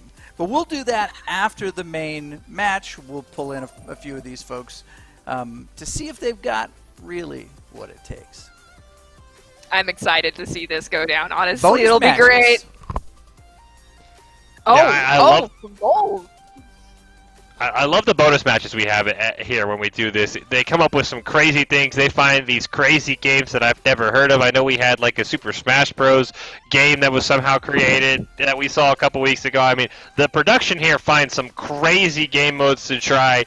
I just think at one point we got to put everyone on Ryan and just see who can land the biggest shatter. That would be the only really the tiebreaker, really. I feel like a couple of people, Clever, Soulpan, might have an unfair advantage in that case. Hey, you never know. Maybe somebody was like, hey, I usually tank, but I'll fill for this tournament. And they're really just like this crazy pocket Ryan, one-trick Ryan we've never seen. But I'm going to be curious to see what's coming up. But we have to get to the winner's game first. We have to declare a winner before we get to the bonus game. That's just how this works. I believe our vote fell with Clever just ahead for our MVP. Clever won. Yes. Now let's see if chat and us were right with who the player of the game is.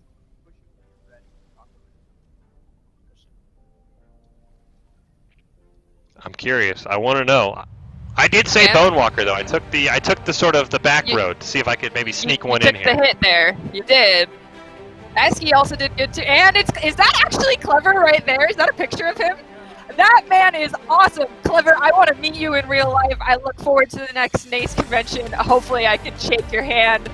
And thank you, Nakoba, our PA for Dog, for finding his Twitter account to snag this picture of him. It is gorgeous. Clever, congratulations. You are our Idaho Central player of the game for the participation bracket.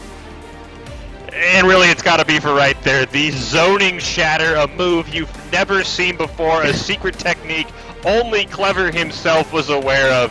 We've heard of the zoning dead eyes, but never the zoning shatters. Exactly. This man's level, his IQ is over 9,000, obviously. You see a ton of the plays here. He just did not stop. That was the craziest part about it. He's charging in all over the place. Usually the Rhine, I guess that's the one thing that I would say separates him from people saying he needed to be pocketed by a Grand Orange. Is this man he did this. He didn't stop. He didn't wait for his Ana. He said, Ana, keep up with me. I do agree. He put the pedal to the metal and he was not stopping. He hit that gas and said, nope, we keep going. I think in that replay he just tried to charge Esky because the man has no care of teammates or opponents alike. He just wants to charge somebody. Flyboy pointed out, he said this man can dive off a cliff and still make MVP. Yes, that is how great his Ryan play is. Well deserved. Hey, look at that. He doesn't even care where his team is. He's like, I'm going to charge the enemy Ryan. I'm just going to shatter team. Make sure you back me up. You want to win, you keep me alive. So a big shout out to Clever. He is the Idaho Central Credit Union player of the game for the participation bracket there against Fourth Dimensions. But now we're on to the championship round. It is the Sulpaniacs versus the team to be named at some point, right? Yeah, well, I hope they have a name before they get in here, but if they don't, I hope they realize we're throwing them to the wolves, and that is the chat room made up of their own students, which will be worse than them naming themselves. Take that advice with how you choose to, coaches. If you want to have fun, let your students do it. If you don't, do it now.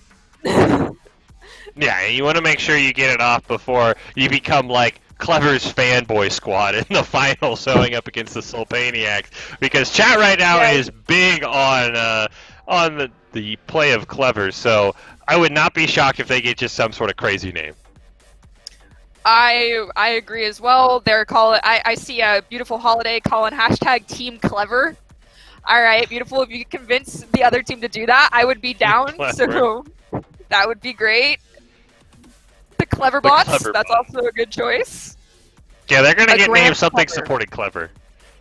Yeah, Clever's going to be in the final match. I like the Team Clan Boomer Doomers. Hey guys, not all of your coaches are that old. That's mean. Now, I will steer away from the name. I got somebody in chat asking a great question. What am I going to do if there's a 6K high noon next game? I will leave. I will let Nerdy finish the game and I will leave. If there's a 6K high noon, I will just walk out of my house and I will just sit outside and contemplate if this is actually real life. I mean, if that's what you're gonna need to recover, that's okay. Yeah, I'm gonna need like 3 minutes to calm down. It's not gonna be a pretty sight if there's a 6K Deadeye at any point tonight. We've seen 2. We haven't seen 6. I think I'm safe. Hey, voice of production in your ear again. Normally, we don't show you what's happening on the back end, but there's something you need to see. This is the lobby, and I want to show you how serious Sulpan, Sessler, Evolve, and their team is. They are so try-hard that they matched their icon. That could be a curse. That could be a curse. I think it's going to be a curse. It's not the Queen of Blades, which is Sulpan's signature player icon. It's a curse. They're done for. That's it. When we're having a for fun match, even if there's bragging rights on the line, you can't go too try hard. If you go too try hard, bad things happen. I think it's a curse. I agree with you, Nerdy. I would not be surprised if the Team Cleverbot, which is the best name I've seen for the other team, is going to be victorious here. I want to go with Team Cleverbot for our final team as well. We've got a 6K Deadeye, then the Apocalypse is confirmed coming out here from Mythmaker. Yeah, that's true. Yep. Yeah, it just, everything is confirmed. Don't leave your house. Lock your doors. Just, bunker down. Start digging your Apocalypse trenches. Start looking like it's Fallout all over again. If there's a 6K Deadeye in this game, I got some serious problems. Collect those bottle caps. Get that toilet paper. Be ready. Exactly. Be ready. Everyone's now predicting the high noon. My would be so. I almost want to think we're going to see like a 5K high noon, and somebody's just going to be hiding, and chat's just going to flame that one person for playing smart and avoiding the 6K high noon. Koi FPS says, I've made my goal 6K high noon incoming. I'm pretty sure that's at you right there, Michael. And then I've got Bummer King going, hashtag nerdy boomers.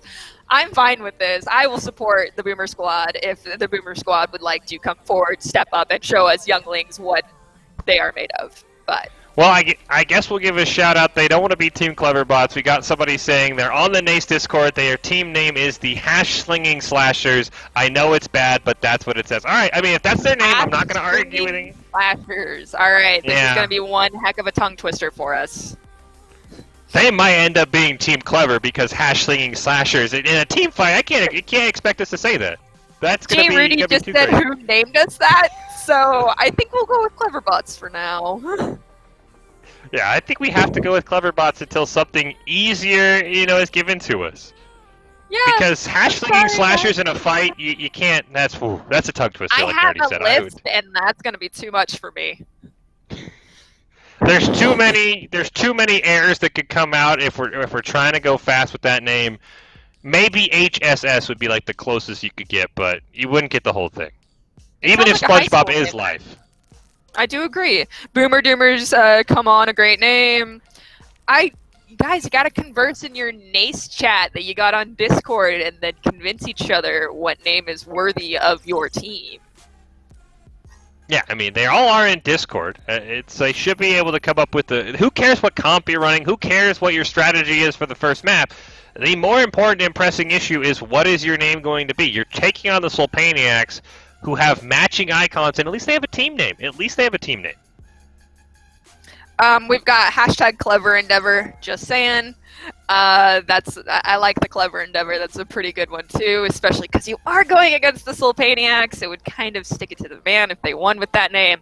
But we'll have to wait and see. We are trying to convince them currently to change their name. Maybe if the players of the coaches go into their DMs and say, "Yo, be the Clever Bots" or "Be the Clever Endeavors," we can settle on that name instead. Yeah, it does sound like somebody says they have changed it, but I haven't seen the official announcement yet. I know last time we said, hey, they made us this name, they said, no, where'd you get that from? So I'm still waiting for an official announcement. I just want to make sure, that's I have to be the downtime here. These guys have to figure out their name. They're probably making sure, hey, what do we want to be? We don't want to just be given a name from chat. We've seen how that's gone so far. So I'm going to, it's an easier name. It's literally an easier name. Thank you. It's literally I will an honor easier that. name. I will honor that. It's going to be an easier name. There you go. Thank you. Ashley, thank you, Ashley. Thank you. I appreciate you. Thank you. You know what? I've talked about it. If your name's complicated, it's going to be messed up, and it's an easier name. That's just how it's going to be. That's how We'll it's seem gonna go. silly, but that's fine. It's an easier name. An easier Okay. name. They figured it out. And there's the cowbells. All right, so it's the Solpaniacs versus easier name. It's as simple. I like it. And I'm excited for this match, and it looks like we're going to be on Li Zhang again. At least that's, I think, the rotation I got. Yes, it should be Li Zhang going into Dorado, Blizzard World, and then we're actually going to have Hollywood, Rialto, and Route 66 because this is a best of 5 match, not a best of 3. Didn't you just name 6 maps, though? Yes, because there's a tiebreaker map. Oh, okay, all right, I'm on board now. Sometimes Overwatch math confuses me. Like, it'll be best of 3, I see 5 maps, I'm like, that does it mathematically. Remember, you can tie in this game. It's still very It's weird. almost as hard as toilet paper math. It's okay. Almost as hard. Yeah. Yeah, it is. But so there you go. There is your map order. We have the Solpaniacs, who we have been able to see on the stream against easier name, and it sounds like, Nerdy, we have now arrived at Lijiang Tower. Let's go. I'm excited to see what easier name pulls out as their comp because we've not been able to see these guys this entire time. So it'll be interesting. It's like a whole new team. It's brand new, shiny. Yeah, it's going to be a lot of fun, and they make just a appearance in the winners bracket. Don't worry, they apparently now they're the Disco Spiders. Spiders? Oh my goodness. I was all ready for Spiders? easier name.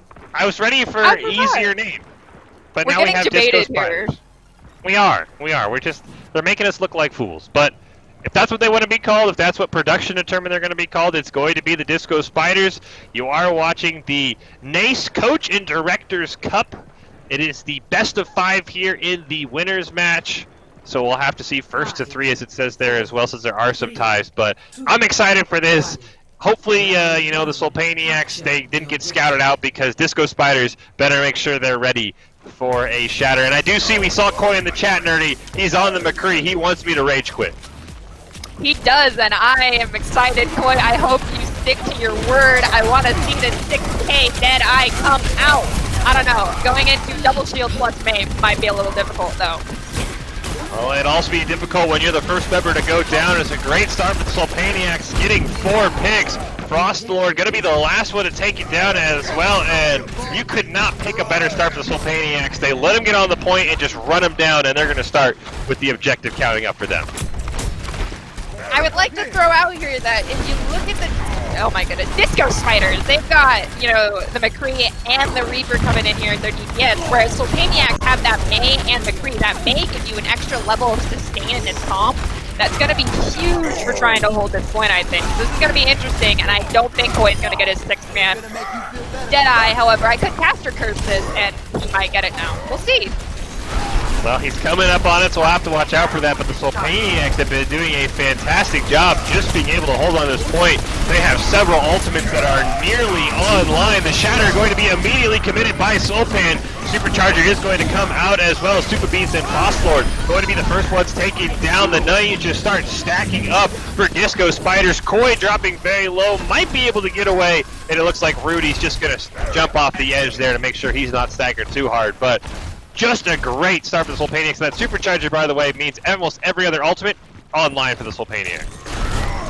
This next fight, I'm interested to see if everything's going to be dropped coming from the Solpaniacs, because Disco Spiders have got, 4 or 5 ultimates coming online that are going to need some countering. Oh, and we've already got Solpaniacs losing one of their tanks as Disco Spiders push in, popping out the sound barrier, hoping to stabilize now that they're down 1 man. We'll see how this goes. There's another sound barrier coming out, followed by the Blizzard. Holy cow, Ultimate is getting popped left and right here. Koi going to do a great job getting a pick onto Haddis. Just doing a great job being able to find Solpaniacs. We are going to see a Nano did land onto Solpan there. He has the Shatter. Koi, the last one alive. He is going to get taken down. So the Solpaniacs doing a great job holding on there. They did use almost all of their ultimates, but once again, Solpan just having another Shatter, his second in the match. It just makes it so hard to stop. And the Disco Spiders are going to have to rush right onto the point there. They don't have much ultimates available. Shatter going to be committed by Solpan, not going to land onto anyone. UI2 going to use his Deadeye. He's going to get a pick as well. Koi might need the 6-man Deadeye here just to turn it around. He'll get 2, but that is not going to be enough. He goes down, and the Solpaniacs going to be able to claim this first map. Yep, it looks like Solpaniacs got it. There was a couple Deadeyes thrown out, all of which got at least 1 kill each time, I think. I've got someone in the chat room here asking, there's a meta, and I'm on the same page as them. There's a meta in this tournament. I have to agree. I don't really feel as though there really is a meta. McCree's going to be making that big difference is what I've got some people saying in the chat room. Let's see. Are they going to swap off to McCree? Are they going to keep him? I kind of want to see a Doomfist coming in if this is Control Center personally. But that's my own request if they pull out a Doomfist. I don't know if anyone will listen to me. I did see somebody ask, of course, Dirty, when is Clever coming back, because his fan club has not yet left. He'll be coming back after the winners match. We've been promised by production some exciting bonus games that I think we've been guaranteed Clever will be invited back for. So if you're part of the Clever fan group, you don't want to go too far. He's going to be back. Dang it, either side went with the Doomfist. No, it doesn't look like either side wants to change up their comp too much. Right now, Solpan trying to find a pick. Frostlord going to be the first one taken down. The Super Beans almost get charged down. He is eventually going to go down. So will Koi. Just a couple of others left. Starship and Rudy not able to survive. Just the left click ability of Solpan. And once again, the Solpaniac's going to claim the first point. And it looks like Rudy's almost got his... that Anna got a little too feisty there with that nade trying to come out. Thankfully, the Solpaniacs are going to be able to stabilize, but is that going to work with their main support and their main tank going down, followed by their McCree? Are the Disco Spiders going to be able to push them back and claim this point right now? Holy cow! Good news for the Solpaniacs is all those deaths were basically camping the Disco Spider spawn, so they might be able to make it back in time. No, it doesn't look like they will. Yep, I saw a sneaky Shatter coming in from backside. I don't know if it landed on anyone though, but we see Paul coming in here with his shift on cooldown Ryan. Is it gonna work? We will find out. It looks like it landed on the Frostlord. He did have to pay for it though with his own life. Super Beans gonna be taken down as well as the rest of the members of the Solpaniacs making up for a lack of their tank. We are gonna see the Nano going to go on to Celsior. The Supercharger is going to be put down. Koi gonna use the Blizzard, but he will fall right afterwards. We are gonna see Butte go down as well though, so the Solpaniacs not quite able to get a clean fight win like they've been doing earlier on in this match. Right now, Starship doing a great job just holding the point on that Orisa, putting a ton of damage onto the backline members of the Solpaniacs. Celsior going to go down, but UIT, the McCree, doing an excellent job keeping his team in it. Solpan going down should mean, though, that it is going to be a soft reset here for the Solpaniacs. Little Big Dog, I will throw this out there. That statement could not be more true. There was some insane Orisa play coming out from both sides just now in that exchange that took place. Yeah, Starship has been alive for a very long time, just sitting on the point. Maywall gonna catch Soulpan out away from the rest of his team, but a Shatter's gonna land onto 3 members. The sound barrier gonna be used by Prax just to keep his team alive, and it's going to be enough with Soulpan and Butte going down. So it looks like the Soulpaniacs walking right into that. Unfortunately, the Shatter not able to make a difference. Boss Lord able to get a pick as well with the Riptire and Evolve. Just going to have to go down on the point. So a great recovery by the Disco Fighters. They are going to lose their Lucio, but Hadis goes down as well, so he should be able to make it back in time, as the Soulpaniacs just have to wait for everybody to respawn. Oh, look at the Soulpaniacs team icon. It is our Soulpan sticker. You're one of our subscribers here, and don't forget, you can use your Amazon Prime to get a free subscribership here on Twitch. You get our Soulpan emote. One of my favorite stickers, personally. It is on my water bottle to this day. Soulpan, you are a great man, and you deserve that. All right, now. Doomfist pick? No, Doomfist pick, no nothing. Doomfist pick gonna be dead in the spawn, unfortunately. So great job there by the Disco Spiders to come back. They really, I mean, as you mentioned, some great Orisa play. Maybe Soulpan going a little bit too ham. He did get caught out of position a couple of times with, you said, that shift on cooldown, basically just being spammed. He's flying all over the place. But we'll have to see here. The great chop as well. I know Koi promised he was going to get a 6K and make me walk outside. He switched to the Mei, and that proved to be a lot of the difference. He was able to get those walls, catching off Soulpan and really separating him from the rest of his team. Yeah, so let's see. That took care of, what, Night Market and Control Center, so we're going into Gardens next, right? For this next one? Yes. Yeah. So we should. I think we're going to see a Symmetra TP coming out from one of these teams. I don't know yet. I'm hoping we do, because that is some of the most annoying and hilarious play to watch, in my opinion. Well, it doesn't look like we're going to see that. We are going to see Soulpan actually swapping over to the Wrecking Ball there. So no longer going to be able to shift on cooldown, not able to land those big shatters. We'll have to see if it works out. The Soulpaniac's going to rush right onto the point. Here comes Super Beans dropping very low. He is going to be the first one taking down Starship. Unfortunately gets hit by the Anti-Nade as well. Frostlord falls. So a great job holding the point. Koi and Rudy going to go down. Let's just make it an unofficial team kill and a great start for the Soulpaniacs, rushing right to that point and making Disco Spiders come to them. So we've got Dive, it looks like, going into Bunker, and Soulpan coming in on Wrecking Ball, showing Pyros, you know, you are not the only Wrecking Ball man that came from Boise State. Obviously, Soulpan's got to flex a little bit. Soulpan still, though, all by himself, just putting a ton of damage onto that back line as the Disco Spiders are getting sought out here. They are going to try and go around for the same path. We'll see if it has a different result for them this time. Soulpan is dropping very low, able to get a couple of heals there to get back, but he's still very, very low. We are going to see Evolve jump right in the back line on that Doomfist, not able to get a pick, however. Disco Spiders doing a great job pushing up behind Super Bean's shield. Gonna let it recharge just a little bit. Now trying to push through the point there. We do see Koi in the back line trying to get a snipe on that Ashe. They have to be careful though. The Deadeye is available. If they can get that shield break, we're gonna see Coalescence come out. The minefield going to be used by Soulpan. Great job baiting out that Coalescence, though Hadis will go down to the flamethrower. Prax is just going to immediately commit the sound barrier. Then that might be enough with every ult committed by the Soulpaniacs except for the Deadeye. The Nano does land on UIT, so a great job by the Disco Spiders, basically sort of forcing the Soulpaniacs to fight them in that corridor and winning that fight. They goated him. They just got goated so hard.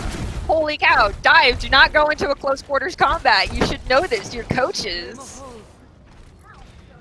Yeah, that was just a great job there, and it did seem a little bit overzealous. I mean, Dive going into a small corridor, you're already on the point as well. The Disco Spiders have to bring the fight to you, but we'll have to see. There is only one ultimate available. It is the Deadeye. Unfortunately, Hadis is going to be the first one taken down, so they are going to be down some healing for the Soulpaniacs. Koi will fall as well, though. Still waiting to see how UIT... There will be no six-man Deadeye coming in this fight. No, there will not. There will be a two-man Diva Bomb, though. Almost harder than a 6K Deadeye is a multi-person Diva Bomb. We've talked about it. It just is so telegraphed. But, you know, a great Diva can put it in a spot where you're not expecting it, and you can get results like that. And UIT, by the way, this is how you play McCree, everybody. You don't use the Deadeye. You just get kills by clicking on heads. That was the most backhanded comment to every McCree player I've ever heard. He's doing a great job not using the Deadeye and still picking up as many kills as the average Deadeye, if not more. So, you know, I'm going to give him a shout out for that. We'll have to see. Koi has swapped over, maybe trying to pick up his own 6K there. Soulpan going to jump right in on the back line. Minefield is going to be committed. We are going to see a Riptire come out, but Soulpan does a great job finding him. The shatter from Super Beans, though, going to land on the 4 members. Celsior has been nanoed, but it's not enough to keep him alive. Koi able to take down the Diva Mech. UIT going to use the Deadeye. He is going to get a pick. He helped out by the sound barrier there, and unfortunately for the Disco Spiders, they just have not been able to find a way onto that point. Celsior taunting because there's just no one even attacking him in Baby Diva form. A great job by the Soulpaniacs. This time, they got a little bit smarter that time, Nerdy. They just sort of said, all right, we know we can't fight you in that corridor. Why don't you come to the point? And it didn't work out. No, it did not. That was savage. I will not lie. That was dirty across the board from the Soulpaniacs. Seltzer, I know your pain, by the way. I was that staggered Baby Diva all the time. As Doc would like to say, we are Baby Diva mains here at Boise State. And as we had talked about the play of the game on Celsius, just some amazing Orisa play in the first game. Not good dying, just staying on the point, and the Soulpaniacs claiming that first one. So we are headed off to Dorado. Any comps you think we might see come out? I know we saw the pirate ship kind of come out there, but it didn't really work. You think we'll see another Bastion come out here? Honestly, I'm going to say no. I think, if anything, we're going to either get Dive coming from the attacking team with maybe one support or one tank chilling out on payload, or we are going to get a somewhat similar to a double sniper comp where you have your tanks and your supports on the payload, maybe a Lucio bouncing back and forth between your two snipers, like say maybe an Ashe and a Hanzo, or Ashe and a Widow, or Widow and Hanzo.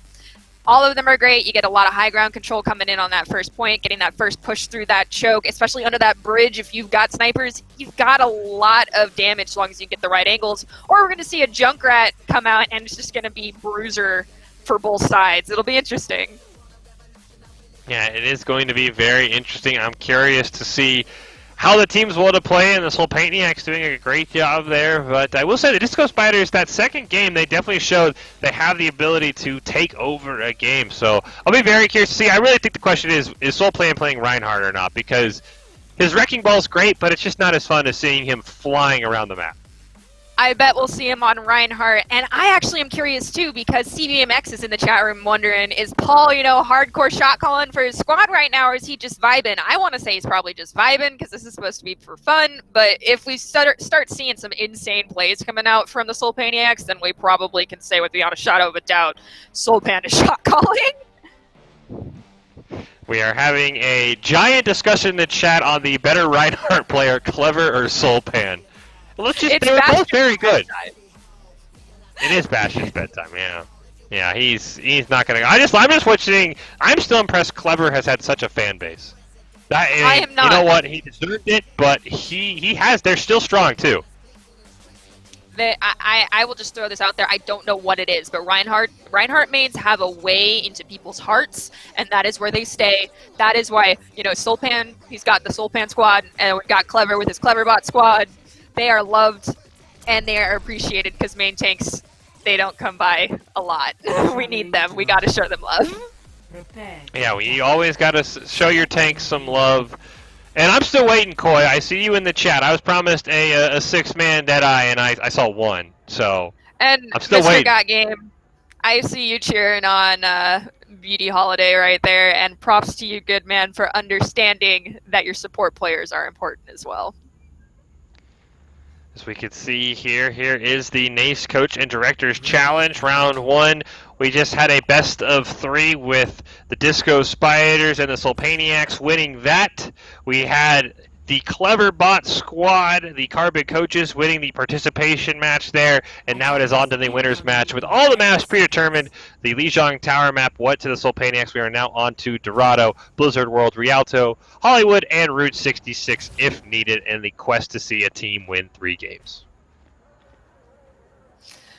Oh, I'm actually getting some inside knowledge right now in the chat saying Mr. Got Game just feeds all the time, so that is why he's appreciative of his healers. I guess that's one way to make sure that they know who's important on the team, right? Yeah, that's definitely a unique strategy. I'll say that to making sure you know who's supported. I will say I do like the Disco Spiders here going with this high ground route, taking out a lot of the effectiveness of the opposing Reinhardt there. There's nowhere you can charge Sulpan if they are that high above you. UIT going to be the first one picked out there by Koi, doing a great job. Starship doing, of course, a fantastic job on that Orisa, taking a ton of damage. I will say the only downside of this strat is the whole time the Sulpaniacs have just been pushing the payload through some of the harder checkpoints to get through. Now the Disco Spiders will try and rotate down here, see if they can land a pick. Right now, Celsior taking a lot of damage, going to be taken out of the mech. Will not be able to retreat in time either, so the Sulpaniacs without their Diva. Koi, though, is going to fall, so DPS goes down, so does Starship. So the Sulpaniacs doing a great job pushing the point really quickly and then taking the fight right to the Disco Spiders. And now Sulpan can charge around wherever he wants. Not going to land onto anyone, but the Sulpaniacs are going to take that first fight. I cannot stress this enough, Disco Spiders. I understand I am just a player, but that Lucio speed boost that the Sulpaniacs have is going to be your doom. Come on, my friends. Get that speed, get the Frog Boy out. Great shield there by the Orisa to reflect Butte Holiday's anti-nade, keeping his team alive. Sulpan dropping very, very low as we get the support perspective, just seeing all the healing that Butte Holiday has been doing, that he has been getting a shout out in chat for. Maywall's going to land behind Sulpan. Koi going to get a huge snipe onto the Ana. See if the Disco Spiders can capitalize on that. For now, Sulpan is alive, and a great job there by the Sulpaniac. Just falling back. The Shatter is going to land onto a couple members. Rudy J and Fosslord going to be taken down there. Bob has come out for Koi. We'll see if he can provide any support. Sound Barrier didn't go down for Hottest though as Bob falls. So Koi now without his companion, and with two members now respawning, we might see the Disco Spiders fall back just here a little bit. Sulpan charges in, gets stunned, able to get the shield up in time though as Super Bean and Starship go down. So a great job there. Tactical Fighter is being used by Evolve. Unfortunately, had to run down a member of the Disco Spiders. They had all gone down. So great job by him to get a couple of kills, and the Sulpaniacs well onto their way to the second point. I'm getting Valkyrie in chat, get that swoosh swoosh frog. I hope that's supposed to be Lucio. I think that is supposed to be Lucio. He does make the rest of the team go swoosh swoosh. I would say that's a pretty accurate way to put it. Celsior dropping very low as the Sulpaniacs capture that second point. Sulpan is going to be stunned. Koi, though, is going to go down. Diva Bomb out in the background for Celsior. Not going to land onto anyone. Maywall going to come out. So will the Coalescence. But no one going down. Valkyrie committed as well. Sulpan, I don't know how we stay alive for so long, but Superman finally able to get the pick. Disco Spiders getting a couple of eliminations, but it did cost them a couple of, actually I think 3 ultimates there just to be able to survive. Starship dropping very, very low as Super Bean goes down. It looks like we have a pause as Haddis has left the game, and I don't think it was a rage quit because he's is doing very, very well. Yeah, Hat, come back. We need our Hat back. We need him back. And then I've got Viper saying leave the frog alone. Viper, I'm requesting that one of these teams gets a frog. They're missing the frog right now, so I can't leave a frog alone if there's no frog there for me to mess with. Just saying. We love frogs in this household. This is great. We've got Star cannot be ranked because someone was curious about the players' rankings, and it is quite all over the place. And I would like to throw out that one of the notes I received was I just transitioned from console from one of these coaches. So who really knows the true SR of these guys? We did, I will say, we did do our best to make sure they are balanced, so it's not like one team is just going to come through and stomp here as we have resumed action. Haddis is back. A great Hulk going to come out from Starship. He's just putting down these shields. He's been doing a fantastic job. He does have the supercharger available if he wants to throw it down. We are going to see Koi. Here comes the Deadeye. Unfortunately for him, Sulpan has gone down, so he has to settle for just a 1K on to Evolve. Great job there picking that off. Super Beans is going to go down. Coalescence from Rudy doing just enough to push back the members of Sulpaniacs, but I think they will gladly take a Coalescence being on the brief cooldown that it is 30 to just go ahead and regroup. Yes, of course, it is only on a 30-second cooldown. I would know I was the Moira player. But it looks like the Sulpaniacs only have 3 ults coming online in this next fight, and the Disco Spiders only have 2. However, the Disco Spiders have both their tank ultimates coming in, whereas Sulpaniacs only have Diva, followed up by a Deadeye and a Nano Boost. I'm interested to see how they're going to play this out. Yes, of course, engaging with the Diva Bomb, and Koi is going to go down, so there's... Oh, 3-man Deadeye coming out! Oh my goodness, UIT, that was gorgeous. Good job, man. Now Koi's going to swap off of that McCree and go Tracer and say, I guess that 6K dead man's not coming this round. And Koi, unfortunately, going to go down immediately. Nobody can get to the point. A fantastic play by the Slopaniacs. 3 ultimates, and they just used them in perfect coordination there. My heart skipped a small beat there, Nerdy, but luckily someone had died to the Diva Bomb, so I knew it was impossible. I knew we were only going to see the 5K at best, so I knew I was safe. You were safe. You didn't have to put sweats on and walk outside. It's okay. Let's all admit now we're in a Zoom meeting pretty much. But Yeah. that was scary. I just got some insane lag. But it looks like we're about to go into our second round. How much time did this... Oh, we have Doc's keys of the game. There are Doc's keys of the game. Well, Oh my Doc's keys gosh. to the game are understand the win condition of your comp, play to your win condition, don't count on the clutch, and prioritize your targets. Those are all pretty smart keys to the game, brought to you by Boise State, where you can combine several different ways to study with over 200 degrees. We've got internships, we've got hand-on work, apprenticeships, anything you want. Just check out boisestate.edu for more information there. And then you know, those are some great keys to the game though, Nerdy. Just play to your win condition and don't rely on the 6-man clutch Deadeye. Someone just asked if I'm wearing pants. I am wearing pants. 5, Looks like we might have... Wearing pants. Oh! 1. Attackers incoming. Yeah, Oh, Nerdy our is wearing cameraman. pants. And- The Oh, lag and we there. have a Protect the President coming out and lag spiking. This is horrifying for me to witness. There is so much red on my screen. I can only see Sulpan might be charging into his death, and I have no idea how he survived that. Holy cow.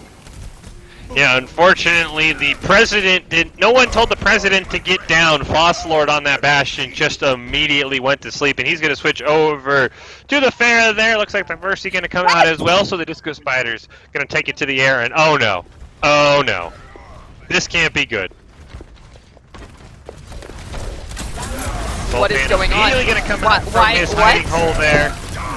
There's the Shatter, not going to land onto anyone, unfortunately, but it does not matter. Super Beans and Rudy J are going to go down as well. Just a great, all-around sneaky team play there from the Sulpaniacs, just hiding in that house and just all pouncing on the members of the Disco Spiders. And we've got Mute Holiday, the Brig God is cracked, MVP coming from Mr. Got Game. I feel like Mr. Got Game might be a little bit in love with Mute Holiday, so getting a little bit extra love there, Mute Holiday. Your Brigida is amazing. I love how the Sulpaniacs are actually coming out with the Red House strat that I had mentioned earlier. This is one of my favorite and most horrifying strategies to pull off. But we've got Koi over here on the Widowmaker just doing what he wants. No one is able to come and grab him. Yeah, nobody was the able Disco to... Spider swapped things up. Yeah, that was a great job by the Disco Spiders. They put Koi on the Widowmaker, got him in a spot where nobody for the Sulpaniacs was going to be able to find him, and he just went to town. He is going to use the infrared sight there. You can see the Sulpaniacs all sort of waiting around the corner. They are waiting on one more member to respawn, though. They do have the Shatter available for Super Beans if he's going to use it. Coalescence comes out, but it's not in time to save Evolve. They are going to see the Mortality Field go down. Super Beans and Koi will fall. I have to see if anything else will come out. Rez is going to come onto Super Beans there, as there are a couple picks going out for the side of the Disco Spiders. Unfortunately for them, they're just going to have to fall back. It doesn't look like they wanted to commit the barrage there. I thought maybe they could convince Sulpaniacs to get them to over pursue and drop a huge barrage, but that's not going to be the case. I feel like that barrage is going to be a little bit sneaky. And if it is a sneaky barrage, I'll be very happy. Well, you can see him hiding there. There it is. There's the sneaky barrage, if he can find it. He immediately goes down, and barrage doesn't go off, though, so good news for the Disco Spiders. They still have that ultimate available. Bad news, though, the time is ticking down. Huge charge by Sulpan onto Starship, able to pin him and take him down. Shatter going to land. It's just going to hit the Mercy, but that's a dead Mercy. And Sulpaniacs doing a fantastic job, but they have to watch out. The Disco Spiders have every ultimate except, they may have every ultimate up. I'm not even going to call Deadeye an ultimate just for my personal feelings about it. So you got to watch out for how they want to throw it at him. Yeah, if you pop them all at once and nothing sticks, you're going to have a real sad team fight on your hands. So this will be interesting. We'll see what ult they pop first, because as Shifty, my coach, likes to say, he who pops his ult first will win the fight. And it looks like Disco Spiders are going to pop the first ultimate with the Graphitic Flux coming out and landing the Orisa on the roof. Oh my goodness. So with that, they break up the Sultaniacs and might be able to push this a little bit further. Yeah, doing a great job there, also conserving a lot of the ultimates in case they needed to win another fight, because while they did win that first fight, they still have a decent chunk to go, and with just 12 seconds left, I would not be shocked if the Sulpaniacs try and force a fight here on this point to try and take this map and go to match point, but they do need to be wary of a lot of ultimates on the line. A lost fight here could mean a ton of payload pushing on its way to the second point into overtime now. The Sulpaniacs know they just need to win one fight. Barrage immediately committed by Fosslord. He's not going to land onto anyone. Mercy Amplification Matrix and Valkyrie come out, but the Deadeye going to get a pick as well, and unfortunately for the Disco Spiders, saving all those ultimates did not prove to be worthwhile. This boy, the last one left alive, does get a pick onto UIT, trying to stall out for his team. Not going to be enough though, and it does look like the Sulpaniacs with a fantastic hold going to advance to match point. That was, as I said, he who ults first in the first ult was the May ult in that fight, coming from the Sulpaniacs. I hope it actually, is it going to be play of the game? I hope it is. It is going to be at the Mayall, as you mentioned, had just been committed and then just able to get a huge freeze onto multiple members. Immortality Field from Rudy just a little bit too late to keep his team alive, and just a fantastic play. So the Sulpaniacs are on to match point as we head to Blizzard World, Nerdy. I'm excited for Blizzard World. I don't know what strategies are going to be pulled out here. As you guys are probably well aware, this is not a map that we've played very often, at least in our collegiate series. It is, I believe it's in rotation currently for competitive play on Overwatch, so we've all started to see it a little bit more along with Horizon Lunar Colony. I'm excited to see what comps come out. Of course, I want to see the Reinhardt 1v1s happen. Maybe a Torb 1v1 will occur. Who knows? I am pretty positive we'll see a Pharmacy, though, coming from the attacking squad. That's just my hunch. Yeah, we have seen this map a couple times. I know in the Collegiate Clash that Boise State participates in every Friday. I do believe Blizzard World was in the predetermined map rotation last week. So as you mentioned, we are starting to see it. There are a couple of unique strategies. We've seen a lot of teams sort of flanking that first point and coming from where you start pushing or where you start escorting the payload. So be curious to see how they want to handle it. But yeah, a Pharmacy would be fantastic here. Really anything to keep Sulpan from locking down your DPS and your support players, I think is going to be the task here for the Disco Spiders. I do agree. I personally, after they get point, I want to see some Orisa Hog play coming out from one of these teams, because I have not seen an Orisa Hog this entire tournament thus far, and it's making me very sad. So if one of you coaches is listening to me and is a tank player, please try to push the Orisa Hog comp here somewhere, please. I just want to see some pulled pork. Oh, we've got Koya saying Orisa Hog is bad, shaking my head. Well, Koi, if you're not going to play Orisa Hog on your team, I expect that 6K Deadeye coming out, all right? If you're going to tell me that my comp is bad, give me that 6-man. I'm counting on you. And we've got Mr. Got Game. He is requesting Lock the Hog as well, so I'm not the only one wanting to see pulled pork. That's a fantastic name. Every time you mention it, it's a great name. Now you're making me hungry. I can't go make food while I'm casting this game. It would be very unprofessional. So thank you, Nerdy, for that. So now I'm just gonna have to do is cast hungry. So now you're gonna get a hangry fish now who just wants pulled pork. Oh no, we've got fish wanting to eat some pulled pork. That's an unfortunate and strange combination, I feel like. Yeah, so I mean, I'm still waiting for the 6K. What was that? Oh, we got a swap coming in? Oh, we got a... Zestler out, and Scanardo is in. So Sessler is out, Scanardo is in. So that's the Orisa player who's out. Yeah, for the Sulpaniacs. Yeah, that is the Sulpaniacs' second tank. And someone said, no, you get to stay in Diva jail. This made me feel really bad because if anyone's familiar, I was the Diva main last year and she's been dead. And then she came back when I was, the support player. So I'm sad. I mean, what's better, being a Diva player or a support player, though? You didn't get to see the time that I hucked a Diva bomb off of Elios and just blew up a Pharmacy. No, I did not see after that. a That fight was had concluded. pre-fish. That was like the greatest moment of my diva career. You just get to be a bully. But everyone in chat is saying support, and I will understand that. You know, being support is we're important players for the team. We might not get, you know, the highlight plays, but we can be like, I helped make that happen. I gave you that nano boost. That sound barrier was mine. I Diva do Jail feel is like boring.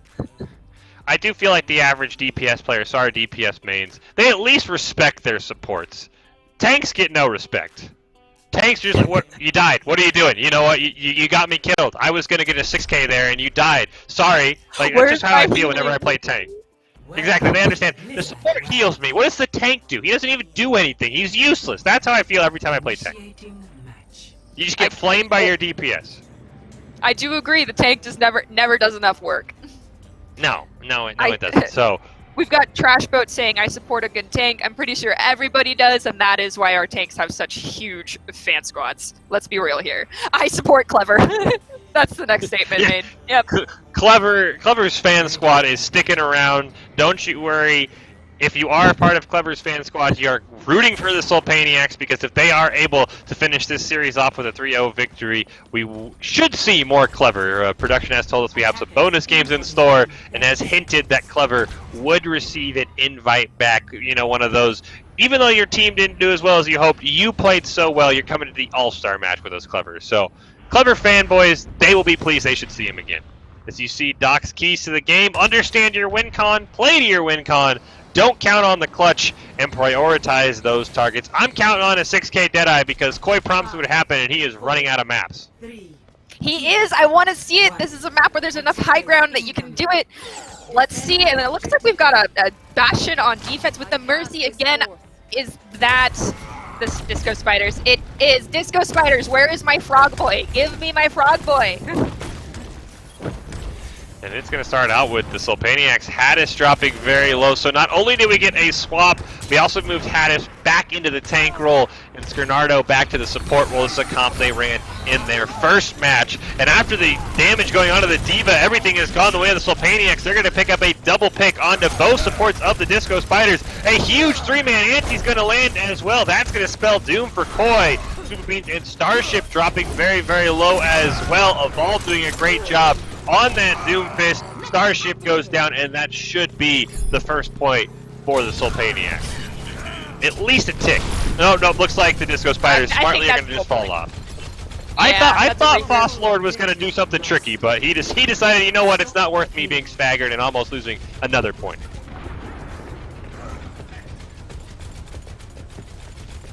Oh, we've got some students getting a little sassy in the chat room here when the coach is better than the actual team DPS. Wow, are you calling out your own teammates DPS play here, little big dog? Come on, man, that's savage.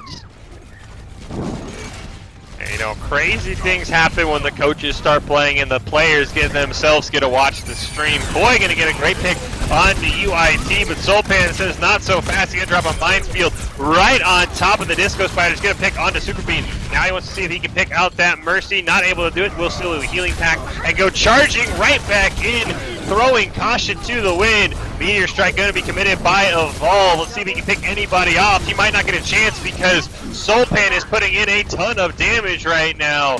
Just a fantastic play by the Soulpaniacs. Just really putting it in the face of the Disco Spiders. That's a dead Mercy, and Soulpan proven he just doesn't do it on Reinhardt. He is a fantastic Wrecking Ball player as well, just punishing the members of the Disco Spiders whenever he gets the chance.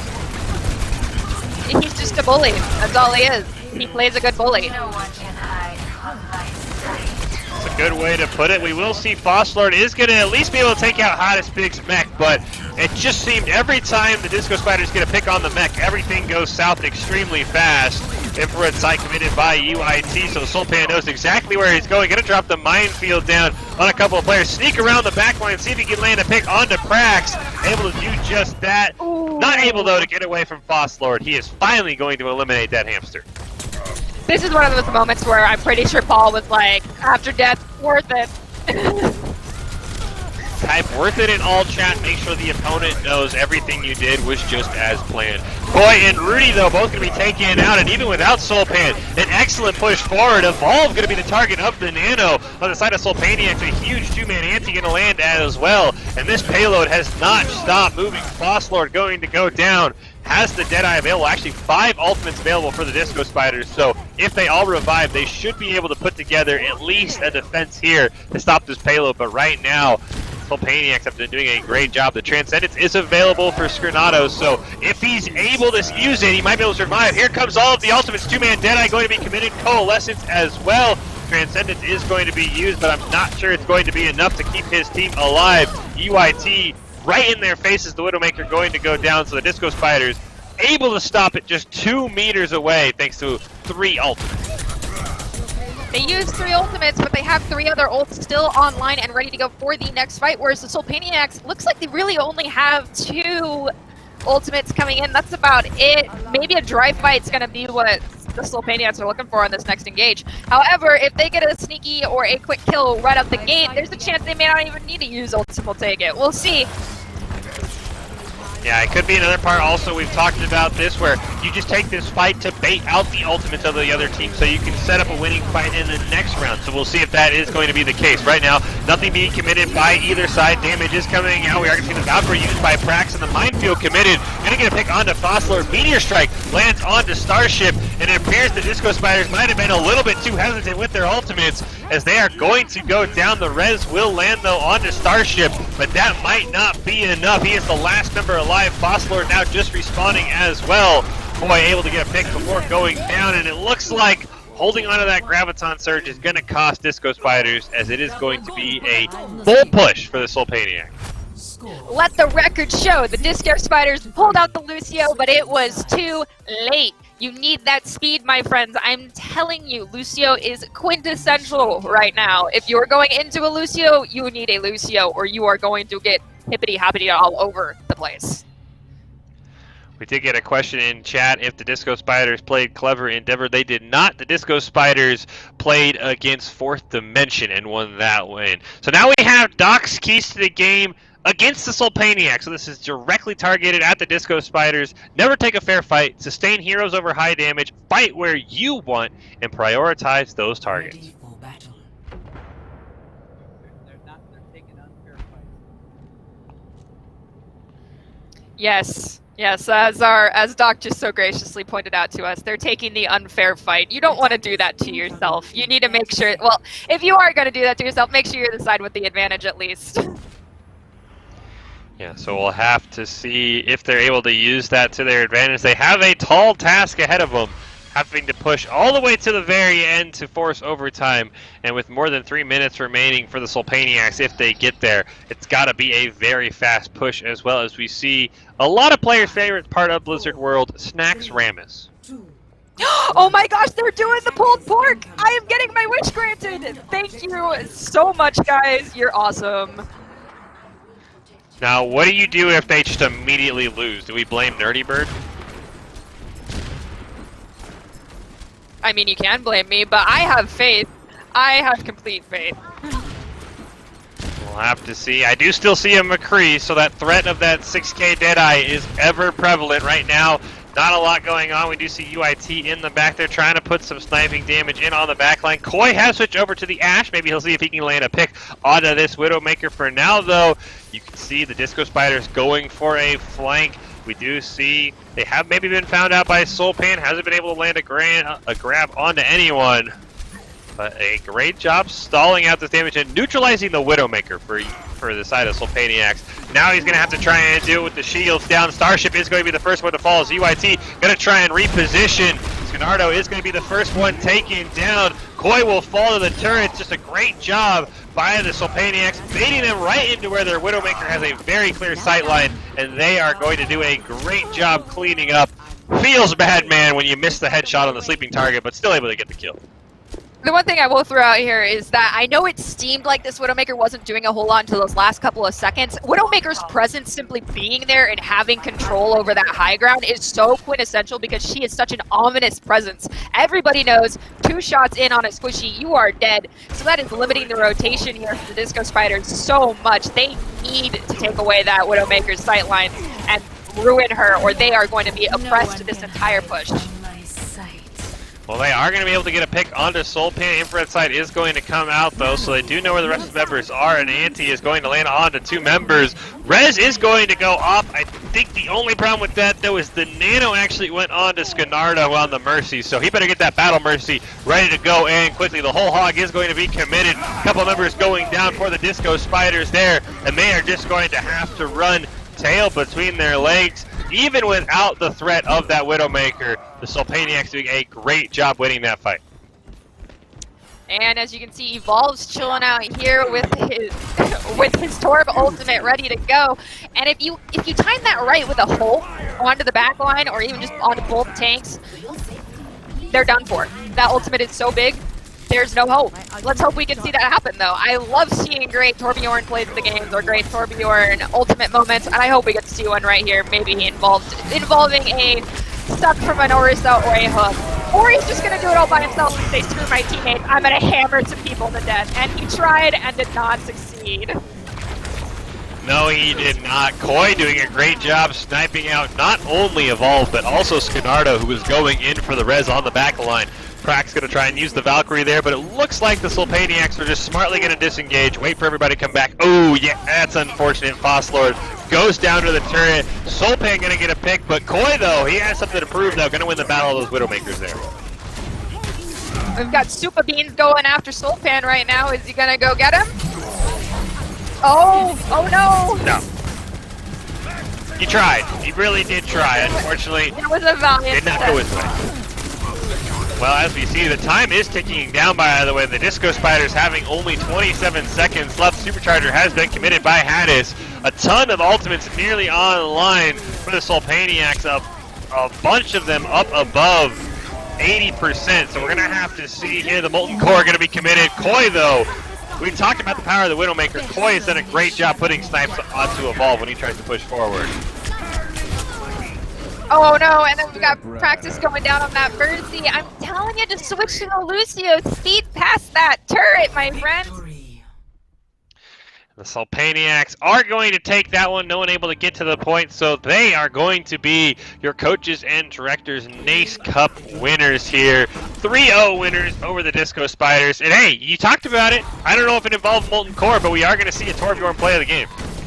Yes, well-deserved. Torb does so much damage, and people underestimate this dwarf. He's amazing. I love Torbjorn. I am a horrible player when it comes to playing Torb, and I will never main him. But congratulations on that POTG. So congratulations to the Soulpaniacs. They are the Coach and Directors Cup Challenge winners. I think I've just changed the name of that every single time, but don't go anywhere, especially if you're part of the Clever Fan Squad, because we have some bonus games coming up next. Whatever that means, when production's involved, nerdy, crazy things happen. You've been on the side of some of those in the game, so we have no idea what's coming up. Yes, of course, but we do have the at least top 5 and player of the game from this last match coming up. I don't know if we're going to do a poll on this one, but I will ask, Fish, who do you think got player of the game? Oh, that's a tough one here. I would have to say Soulpan. He was just wherever he wanted to be. He was just doing a great job. You know, basically Clever 2.0, right? He was just holding down the shift key, holding down the roll key on that wrecking ball and saying, I'm going to do a ton of damage to your backline. Yeah, I do agree. Shift key on cooldown. Speaking as his old support player who used to have to chase him down, he does a lot of damage when he lands those, and it's the most horrifying experience. So I will give my shout out to Beautiful Holiday for sustaining that man throughout all of those fights. You deserve some props there. And we've got, of course, props going out to that huge Nano Mercy play. Personally, I'm going to agree. I do think Paul probably got POTG. Soulpan, I am biased, though. After all, Paul was my old team captain. So, and we've also got Soulpan hunting down Junkrat on Wrecking Ball. Was pretty good, That was too. pretty good. Yeah, we do have a couple of the directors asking if these VODs will be available because they want to force their players to take notes off them. So I'm sure we can figure out a way to do that. And we do have some players also saying they've got their own notes ready for them as well. So it's going to be an interesting next meeting between those coaches and players. It's gonna be one of the most probably anxious Zoom meetings some of these coaches have ever been in. Getting harassed by their own players. We are Koi. I do want to say Koi has too many friends. They're trying to add Koi to the bonus game, and Sulpan said, "Koi, your friends list is full. I can't add you. You're gonna have to pick Koi, somebody. why you gotta You're be gonna have too to find. cool? Yeah, you gotta have to just friend roulette. I don't know how you do it, but you just gotta just boot somebody right off." See, this is what I do. I sit there and I go and I organize them by last seen online, and I go find the person that's been offline for at least a month, and I'm like, "Okay, bye." You got to keep that And one we've- person online though that's been there for they've been offline for 8 years. Oh. You're like, I know they're gonna yeah. come back. They were so clutch. They're Eventually. gonna come back. They're not gonna recognize anything that's happening. They'll be like bronze, but I can't wait for them to play again. Yeah, you're one OG Overwatch buddy you can't delete. We all Yep. have one of those on our friends lists. So we VOD are review with setting up. coaches would be lovely. Yeah, this is gonna be. I wish I could be in those Zoom meetings to hear about what those VOD reviews. I can't wait to know if it's the coaches bragging, at least on the Sloveniaks, or if it's gonna be the players on the other team saying, "All right, this is what you did wrong, because I know you lost at least one game. So I'm gonna show you everything you did wrong." Someone's still voting for Clever to be player of the game. That's not even possible. I wish it was possible. It's not. He didn't even play. Watch both the top 5 and player of the game in the top 5 could bring Okay, so I guess we are going to watch the player of the game, and we're going to get the top 5 highlights from this match. And during that time, Fish, you and I are going to be able to go grab a quick drink of water because we've been doing a lot of talking. Yes. Perfect. Well, we will leave you with that as 30 said, and then don't go away though. We're gonna get a drink of water, but Yeah. we'll be back because there is more games coming up. So even if it's not Clever for the player of the game or the top 5, don't go anywhere because I think he's gonna be back. He will be back.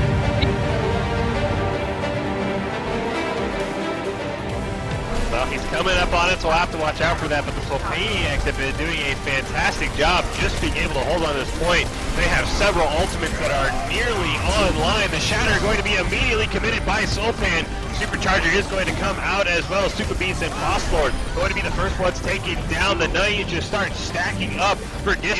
Sulpan just having another Shatter, his second in the match. It should make it so hard to stop. And the Disco Spiders are going to have to rush right onto the point there. They don't have much ultimates available. Shatter going to be committed by Sulpan, not going to land onto anyone. UI2 going to use his Deadeye. He's going to get a pick as well. Koi might need the 6-man Deadeye here just to turn it around. He'll get 2. Dang it, neither side went with the Doom Fibs.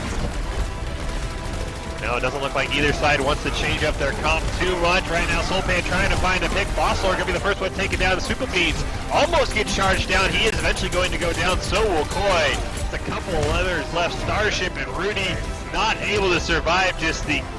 But Sulpan does a great job finding him. The Shatter from Super Beats, though, going to land onto 4 members. Celsior has been nanoed, but it's not enough to keep him alive.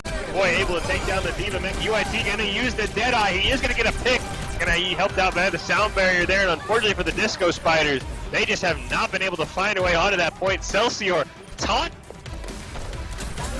What is going on? Immediately going to come out from his hiding hole there. There's the Shatter, not going to land onto anyone, unfortunately, but it does not matter. Super Beans and Rudy J are going to go down as well. Just a great all-around sneaky team play there from the Sulpaniacs, just hiding in that house and just all pouncing on the members of the healing pack and go charging right back in, throwing caution to the wind. Meteor Strike going to be committed by Evolve. Let's see if he can pick anybody off. He might not get a chance because Sulpan is putting in a ton of damage right now.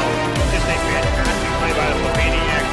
Just really putting it in the face of the Disco Spiders. That's a dead person right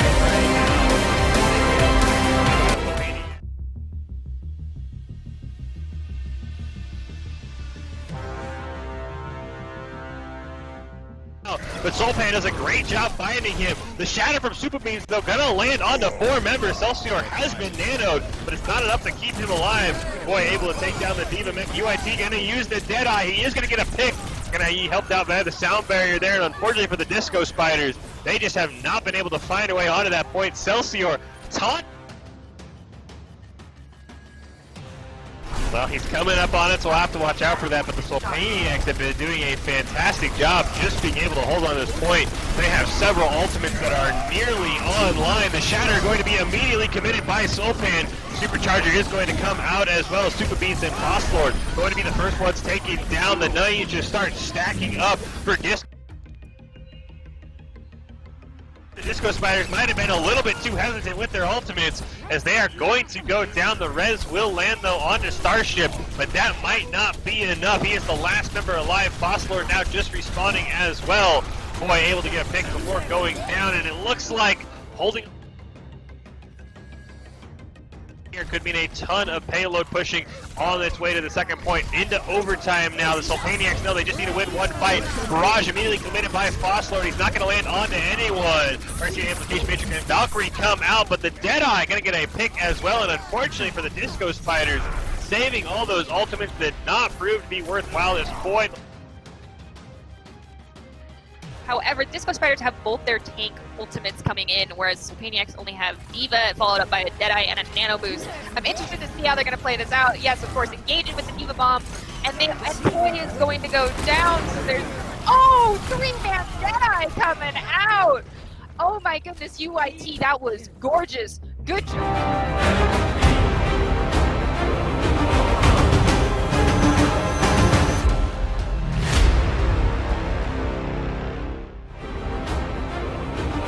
Since 2016, universities have been adding varsity esports, competitive intercollegiate video game teams, with nearly 100 colleges and universities now with official programs. Esports is fast becoming the new college sport.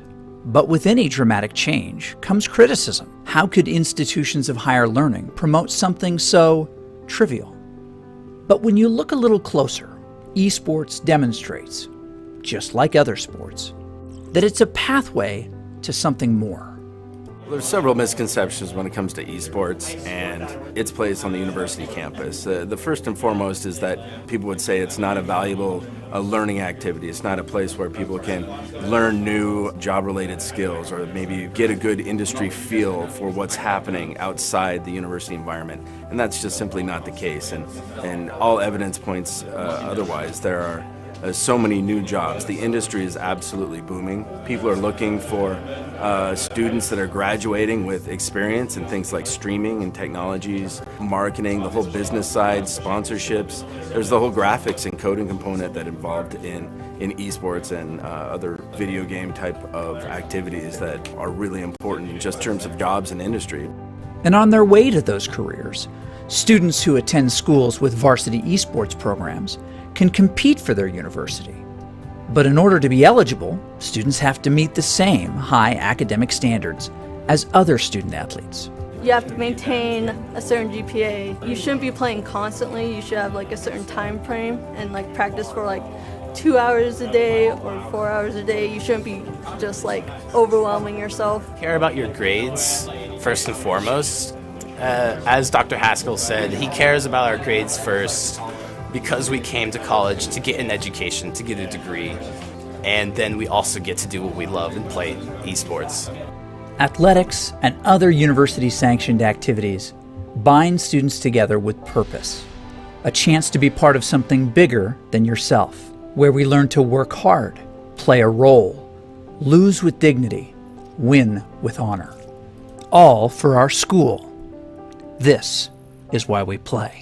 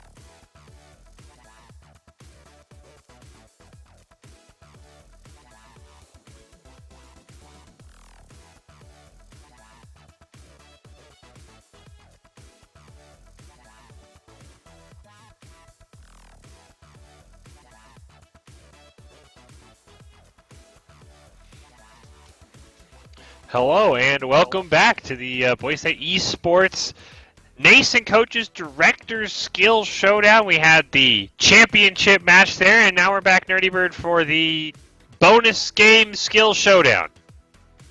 Yes, we are back for the bonus game Skill Showdown, and everyone has been hoping to see some Soulpan and some clever play, and already getting some clever shoutouts in the chat room, hoping to see some 1v1 Reinhardt play. Maybe, honestly, there are so many game modes that you could pick from, even if it's just solely going for Reinhardt or Shutters. This will be interesting. I pray we do not see a Widow SMG only, though. That would kind of be horrifying. Yeah, and that would that would defeat the whole purpose of playing Widowmaker. It's all about the huge headshots. Unless you're me, who can't land a headshot to save her life. I thought that's how you got good at Overwatch, was clicking heads. Are you kidding? I only fire from the hip. I don't know what any of y'all are talking about. What's critical hit accuracy? It's supposed to stay at 0, isn't it? I mean, you just scream no-scope, right, as you hit people? At least that's what I did in my Halo days. You just scream no-scope as you just kill one person. You're like, I did it, Mom, thank you. 360 cross-map, no-scope kill. Heck yeah, man! Let's head back all the way to the Call of Duty days, pull out some tomahawks, and just huck them across the map. Exactly. Bruh, the trick is if you never scope in. Exactly, if you never scope in, it's always a no-scope, so it just sounds cooler. Exactly, you have a very good point there. Yeah, yes, guys, we do play Halo. We don't broadcast it, but obviously it's still a soft spot in everyone's heart is Halo. My favorite was Sticky Blue Ball. Just get some plasma grenades and some pistols, and that's all you get for the entire round. My favorite game mode. I mean, there's really not... Halo's one of those games, it was the original, where it's just like, hey, we're going to a custom game. You're like, I found this game online, and you're like, all right, I'm in for something crazy, and you knew it was going to be awesome. Yeah, it was honestly a blast. My older brother will tell you any time of the day, Halo is his go-to. He's an MLG Halo player, so yeah, the esports gene runs in the family a little bit. But man, oh man, is Halo not my game. I'm going to stick with Overwatch. We got zombies now. I'm just in the chat room. It's interesting things happening here. We go. You know what? We've officially reached Twitch status when we have the copy pastas flying in Twitch chat. That's when we know we've made it. Oh no! Coming out from Flower Petal. Yeah, I do agree, Flower. When I get the copy pastas in my chat, it's just too much to handle. It's too much. I am excited to see what game modes though we're going to have coming up for us, and I'm excited to see besides Soulpan and Clever, who else got invited? And I guess we know Koi, because his friend list was full, so... We know 3 of them. Yes. Koi was in high demand, as was Clever, as was Soulpan. Do we have anybody else in the chat room that would like to throw out there who they think is going to be in the MVP match? I'm just curious what everybody else thinks. I think we're going to see that Zarya again. And we've got 4Mom asking Flower Petal to join them, like this is some creepy cult stuff going on in our chat. Make sure you are safe, Flower Petal. That is all I have to say. I'm worried that we're going to see 6 McCrees to try and nearly guarantee a 6-kill Deadeye happens. I'm scared a little bit. I'm a little scared. You just put ideas in people's heads. Yeah, I did. I really did. We got somebody asking for Butte Holiday to be in the MVP match. He was huge as well. So, Clever, my friend, you are needed. Where are you? Clever Fanboy Squad, get a hold of Clever. We need this man in this match, and he has not responded. Where is he? I do agree, Eski should be in there. But yeah, Cleverbot fans, where's Clever? Help me out here. Yeah. You can't just disappear after he's been so requested. You're right. That's just not cool. But it is kind of like, man. You know, you win the championship, you just disappear. You can never lose the championship. You can never lose the fan squad if you don't come back. Because you can't be outplayed that way. That is true. Yeah, you don't want to be embarrassed. But I would think Clever hopefully comes back because he was a lot of fun. I can't wait to see what he's going to pull out. He's a man of honor. He'll be back. I bet he's just taking care of a dog. Maybe a cat jumped on his face, or baby started crying. Kid needed food. You know, we are all playing from home. Life happens right now. That is true. That is true. Somebody's saying Clever will live on in our heart, in our memories. Yeah, he will. He will live on in our memories, at least. As the pings Yeah. go out, we are searching for Clever. I have reached out via Discord. Thank you, Wilder. Appreciate it. I think I might have just heard the invite go through for him to join the lobby, but I'm not positive. I'm just hearing sound effects. Prayers up for Bold of Clever. you Yeah, to we need to. assume this man has Wow. kids. Wow. Now we have frog facts in the chat.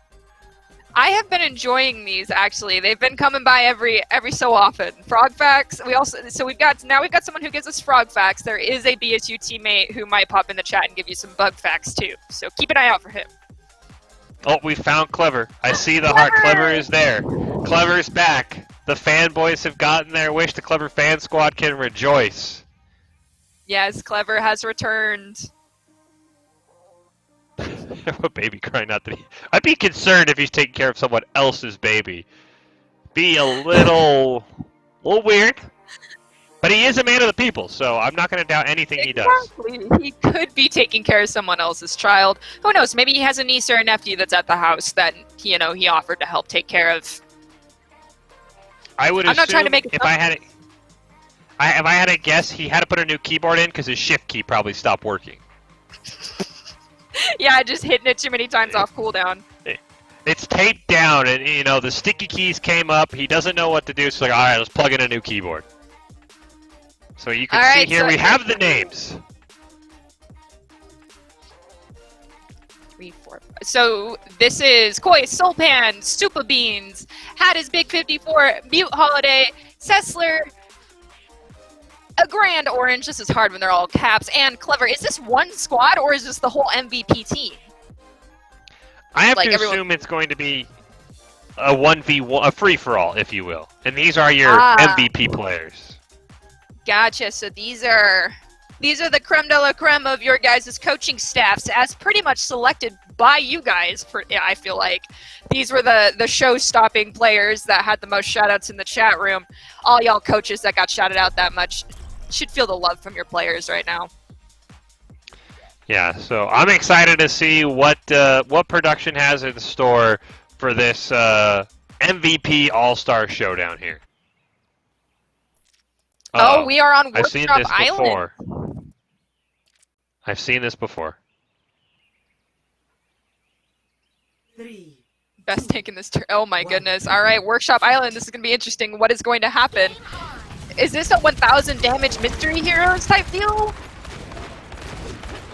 The last time we saw this on the stream, it was it's the Super Smash Bros. Recreation here. So obviously, if you're unfamiliar with Super Smash Super Bros, Smack Island. yeah, if you're unfamiliar with Super Smash Bros, the higher the percent you have, the further you will fly. And if it's the same rules as last time, it is 1 point for a kill, but it is also minus a point for when you die. So you have to be very curious about not falling off the edge. Otherwise, even if you get a bunch of kills, you won't be able to win the game in the end. Yeah, and it looks like two Oh. tank players just learned that firsthand falling off the point is not fun. I feel like maybe you might want to switch off that Reinhardt, and it looks like Soulpan did change off Rein. However, we have one brave tank diva who's still out and about. I'm interested to see if the tank player truly does end up on top. Well, And right now, Seltzer Celsior. is. Yeah, Celsior is leading. I will say I learned this because last time Doc made a special appearance playing against some players. Junkrat is the way to go in this map. 100% Really? recommend going on Junkrat. Maybe it was just Doc, maybe he's a Junkrat main, but he was popping off with the Junkrat. The traps were setting people flying. He had the insane recovery as well, so definitely would recommend Junkrat. Personally, I feel like I'd be playing Misa Plagues. Yeah, I mean, the trick here is you have to have good kill potential while also having recovery. And that is the one thing I think the D.Va might excel at, is you do have the boosters to be somewhat able to recover if you get launched off, because half the pressure is not losing a point when you fall off. Yeah, that is fair point there. You see, Soulpan went out of a Mara. That's a little bit of a cheeky move there, because they kind of can't fall unless they do something really dumb off the far side of the map or something here.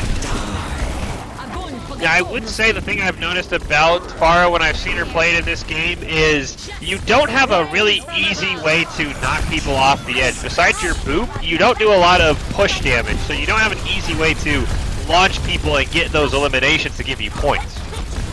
Yeah, but see, what just happened right there was that Zarya Graviton gave Sultan so many kills because the Zarya can't finish him off, but a DPS player can. That is true. That is true. As you can see there, it is very difficult. This Sultan, I thought he just did he just hit the height cap? He was up in the air and then just disappeared. I think there might be, there is a ceiling on this map.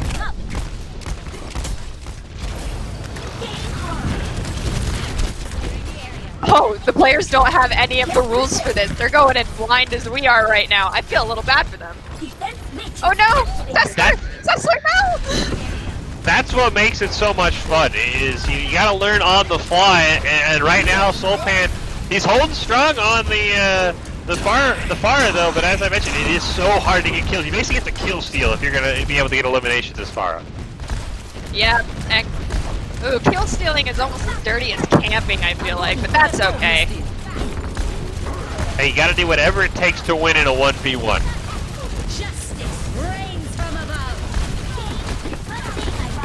See, I'm just watching Koi here, and he's just not pushing anybody anywhere. He's just sort of surviving, which I guess is a good strategy. I mean, when there's only a minute and 10 seconds left, yeah, survive, you're in first place. Yeah. Sulpan and Celsior in first place. And Celsior, though, does go down, so Sulpan, he's executed the strategy. He said, you know what, I might not get any eliminations, but if you can't knock me off the edge, nobody's going to be able to catch me. Sulpan is the one to kill right now. Taking out #1 is very important in this game mode, but not everyone's figuring that out yet. Let's see how long it takes for people to turn all on one player. Well, we've been watching Koi, and he definitely realizes his main goal here is to eliminate Sultan, but it can be so hard to hit the Pharaoh while she's just flying around in the air. Maybe commits a barrage to her. See if you can do that. She's actually going to do just that. Is he going to be able to launch Sultan far enough away? Yeah. Oh, he uses the barrage, actually, to stall himself out and I think regain some fuel. So Sultan, it looks like he might be able to hold on here as nobody else is very close, and they're all switching to Faro, which means nobody's going to get an elimination. No, and it's just all going to be who can manage to get called down. And it looks like no one will. Holy cow, Paul, congratulations. You won the first round. Hey, and Leg's got a POTG. I'm happy with that. It wasn't a Farah POTG. Well, you know, it helps when you just kind of hold down the left click and you can just shoot at whoever you want. That really makes it very easy. That might have been a little bit of an aim hack, but I mean, we won't talk about that. So, as we see there... Ah, so it's some... Okay, so I get it now. So the 10 points for first, 7 for second, and 5 for third. I'm on board now. Prepare for battle. Select your Okay, all right. We'll see how this progresses and evolves because this is not going to be the same across the board for every round, apparently, from what I'm hearing. Oh my goodness, now we're getting Star Wars facts in the chat too. This is great. I love this. You guys are the best viewership we've had thus far. Feed me more Star Wars facts and more Frog facts, please. This is great. Are we telling the tale of Darth Sidious? Is that what we've gotten to at this point? No, not quite. This is the Empire State Building fact. I thought it was Empire Strikes Back fact. I can't read, apparently. I'm like multitasking. I'm sorry, guys. I feel like Empire State facts are almost more exciting than Empire Strikes Back facts, but maybe that's just me. Yeah, but see, I did a report on the Empire State Building already when I was a kid, so I'm like, okay, give me Star Wars facts. That's why my brain jumped to Star Wars facts. That is Jar Jar is fair. I am actually curious to Lord. see. Yep, we knew that. Jar Jar is the Sith Lord. We did know that already. That's not even a spoiler. Everybody knows Jar Jar is the Dark Lord. I do agree. If you don't know that, you don't know enough of your Star Wars trivia facts running into any Star Wars game, movie, what have you. You should have figured this out a while ago. And it sounds like we're about to go to our next match from the sound effects I'm hearing.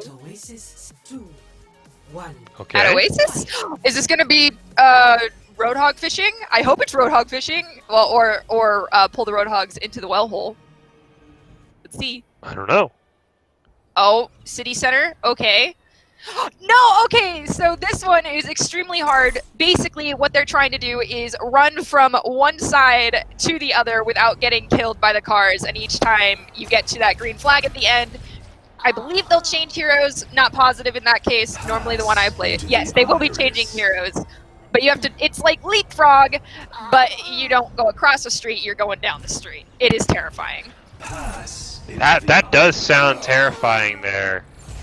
So what is the strategy then that we're looking for here is my question.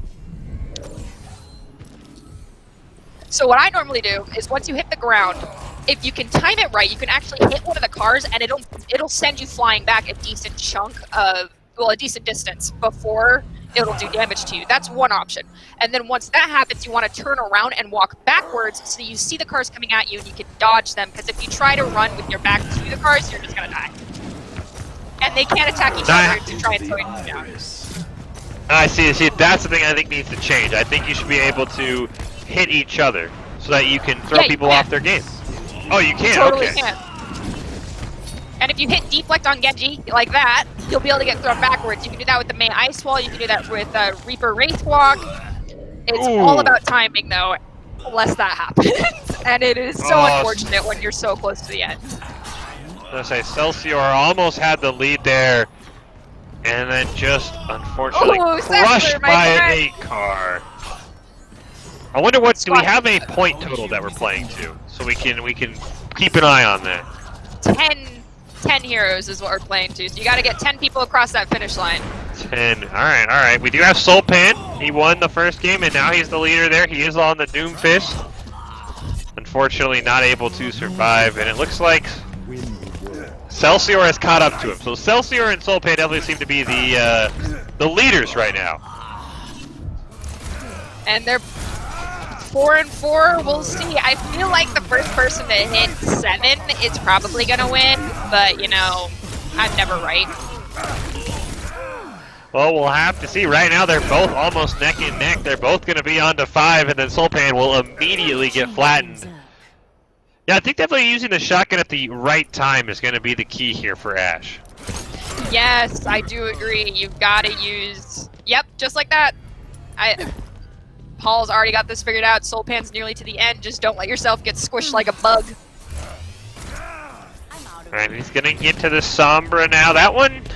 Now they're getting a little bit tricky, but she does move pretty fast. That's true. That actually would be huge. That'd be big brain. Hey. Or just run. Running works too. Yeah, that works. This is where things get a little difficult because Reaper is so slow. If you don't engage your abilities right, as soon as you drop, you are not going to make it to the end. Okay, so basically on Reaper, you have 2 options here. 1, hit your Wraith form as soon as you come out of spawn so that you don't get hit by cars landing. However, if you time it right, what you can also do is jump, hit your Wraith as a car goes underneath you, and it'll push you back further closer towards the goal. But that timing is really hard to pull off sometimes. In this case, it looks like we're sticking with the I'm using my Wraith Walk just to not die, but you're not going to move fast enough going with that strategy. As we do see, Celsior is trying to land oh, he got crushed. He thought he had it. Soulpan, by the way, is just absolutely crushing right now. Koi, though, coming up. I'd be curious to see what the next hero is going to be after Sigma, because this getting a little bit more tricky now. Couple Sigmas now. Koi now caught up. Lucio, that should be easy. I'm surprised Lucio's that late in the rotation, I'll be honest. See, there it was. He pulled it off with the Wraith Walk right on top of the car. Perfectly done. Perfect timing. And we've got Koi and Soulpan back at 8-8. Who is going to take the victory? Will it be one of these 2 guys, or is someone going to come out from behind as the underdog and clutch a victory? I did see that a Grand Orange, not Agent Orange, but a Grand Orange I knew was close. He was at 7, so he's someone to definitely keep an eye on. And Koi, he has been struggling right now. He has not been able to get very far on the Sigma, but there is sort of that lack of, movement. He's kind of sort of jump backwards and hope for the best. Yeah, and you can. I think that's Soulpan pulling out his graphitic flux right there. That'll give him a little bit of, his levitation to get towards the end. Maybe help him get past this. And he does it, coming out on that Lucio. Let's see if Soulpan can keep this lead or if Koi's gonna catch up to him. Oh, as soon as he hit the ground, getting squashed like a bug. That's gotta feel rough. Yeah, I did see that the gravitic flux actually saved a couple of people there. So while it might have helped Soulpan, it also helped Koi. So gotta be careful for that one. Koi now with the early Junkrat. Oh, that'll be a fun one. There's a lot of fun you could do there. I will say I'm surprised Koi not trying to boop anyone out of the way, boop them into a car. I know there's a lot of focus you got to put on surviving, but I think there's got to be a point where you got to put more pressure on just eliminating your opponents. And Koi takes first place, being the first one to hit 10, followed by Soulpan and then Grand Orange. Nice job, guys. That game of Leapfrog is very stress-inducing, so good job. Yeah, that was a lot of fun. This just reminds me of all the reasons why when I open up Overwatch, I don't need to play competitive. I can just play all these crazy game modes and have probably more fun than playing comp. My personal favorite is actually Diva Egg, where you play as Diva, and then once you get demech'd, you get turned into a different hero. So it's like, a Kinder Surprise egg every time. It's so much fun. Yeah, the creativity for some of these people for these games for Overwatch are just incredible. I'm like, how do you even come up with these ideas? But thank you that you came up with it because it leads to some great commentary. I do agree. Some of these game modes that people have made are the most fun I have had playing Overwatch since I first played it in Dr. Haskell's class 4 years ago now. They're so much fun. People have such great creativity out there, and thank you for sharing that with everybody here, because without those, we wouldn't have moments like this on this stream. Exactly. costume, Now we are all basically just waiting here to what exactly is going to happen next. We are just as much in the dark as the players are, so it'll be interesting.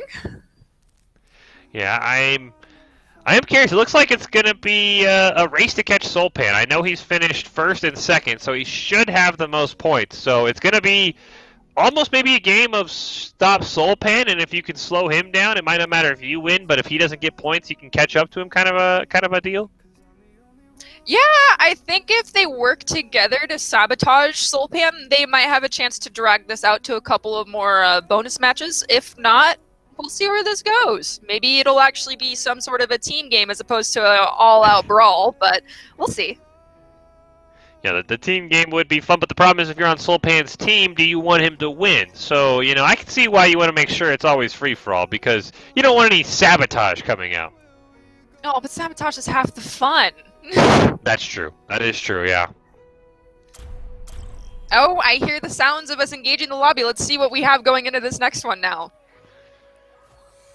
Nobody knows. That's the best part. Usually, okay, we know the map, we know what we're playing. This is the best part of Overwatch. We don't know what we're playing. We don't know what's going to happen. As we can see the standings there, Soulpan, his lead is shrinking. Koi getting that big 10 points, actually able to catch up to him a little bit. Yeah, it looks like Soulpan's lead isn't as far along as I thought it was going to be at this point. He can be caught. So we are back at where we started.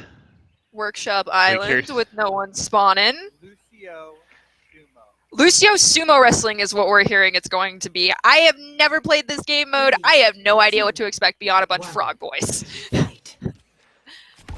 I think it's boop each other off the map. Yeah, that's exactly what it looks like. It looks to be boop each other off the map.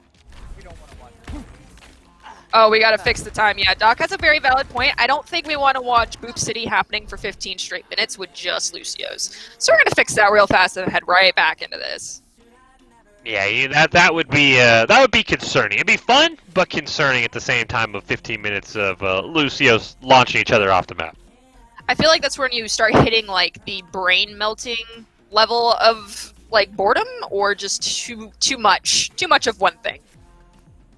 Yeah, now this is a game when we talked about teaming up. This is one of those where would not shock me if guys who have maybe 7 points, like Grand Orange, Super Bean, and Koi at 10, if they start to all sort of target down Soulpan, knowing that if he can't finish in the top 3 and get points, they have a good chance to catch him.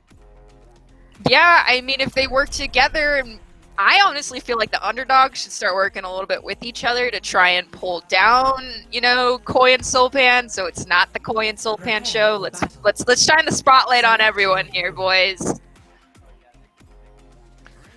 Looks like we have reconnected here. Hopefully we've at least brought the time down to 3 minutes. That feels about right to me. 5 minutes. 5 minutes is what I'm thinking, and I believe is what I just heard. We'll see. 5 minutes. Or 20 points. 5 minutes or 20 points. I'm gonna guess. Now this isn't. Yeah, I'm gonna guess that it's gonna be 5 minutes. It seems like it is very hard to knock the Lucios off. I don't know about that, considering how many screams I just heard. I would say the only concern I have is there's not really any points showing up. Those were all suicides? Question mark? Assisted suicides? What is going on? I gotcha. So they're not being counted because it took so long for them to die. See, so I think that's why we're gonna have to do the 5 minutes, because there's no way you're gonna get a quick kill onto a Lucio. They just have so much recoverability. What is Koi doing? What is Koi doing? Oh, they're getting. Oh no, guys. You don't wanna be that player. Don't be that Lucio. You're gonna die. All right, we're gonna make one more adjustment, guys, real fast, just to make this a little bit more fair of a game. Sorry to swap back and forth between our score screen and our game screen. This will only take us a quick sec. We want to make sure this is as entertaining as we can possibly make it. Yeah, we just want to make sure everyone can score points, because it'd be weird to add up deaths and then you don't really know who got the elimination. So I understand why we take this real reset, make sure everything can be recorded properly so we can have a winner. Exactly. We got to make sure that it's fun to watch, is how I'm going to phrase this, because I'm not positive if this is going to stay fair for everyone involved. Yeah, I'm gonna guess we're gonna see a lot of teaming up, a lot of kill stealing as well, where you maybe try and jump off and land that last boop to knock somebody who's riding the walls down. But it'll be very curious. I'm just waiting for somebody to say, "Hey guys, if we all team up on Sulpan, he won't be the winner." Honestly, I'm waiting to see them say, let's team up on Sulpan and Koi, and then Sulpan and Koi be like, all right, you guys are going to go against us and bully up on us, we're just going to destroy you, and then it's going to be the Koi Sulpan or like the Koi Sulpan Clever show, and it's just going to be hilarious. We'll see, though. Yeah, I'm definitely excited to see here, and it's going to be interesting because, I think I'm really just waiting for some sort of game that can involve Reinhardt, because that's where I think Clever might be able to make up this difference if he can start popping off with Reinhardt like we saw him do in the actual matches earlier today. Yeah, we got to give him an opportunity. Maybe some Reinhardt wrestling will occur.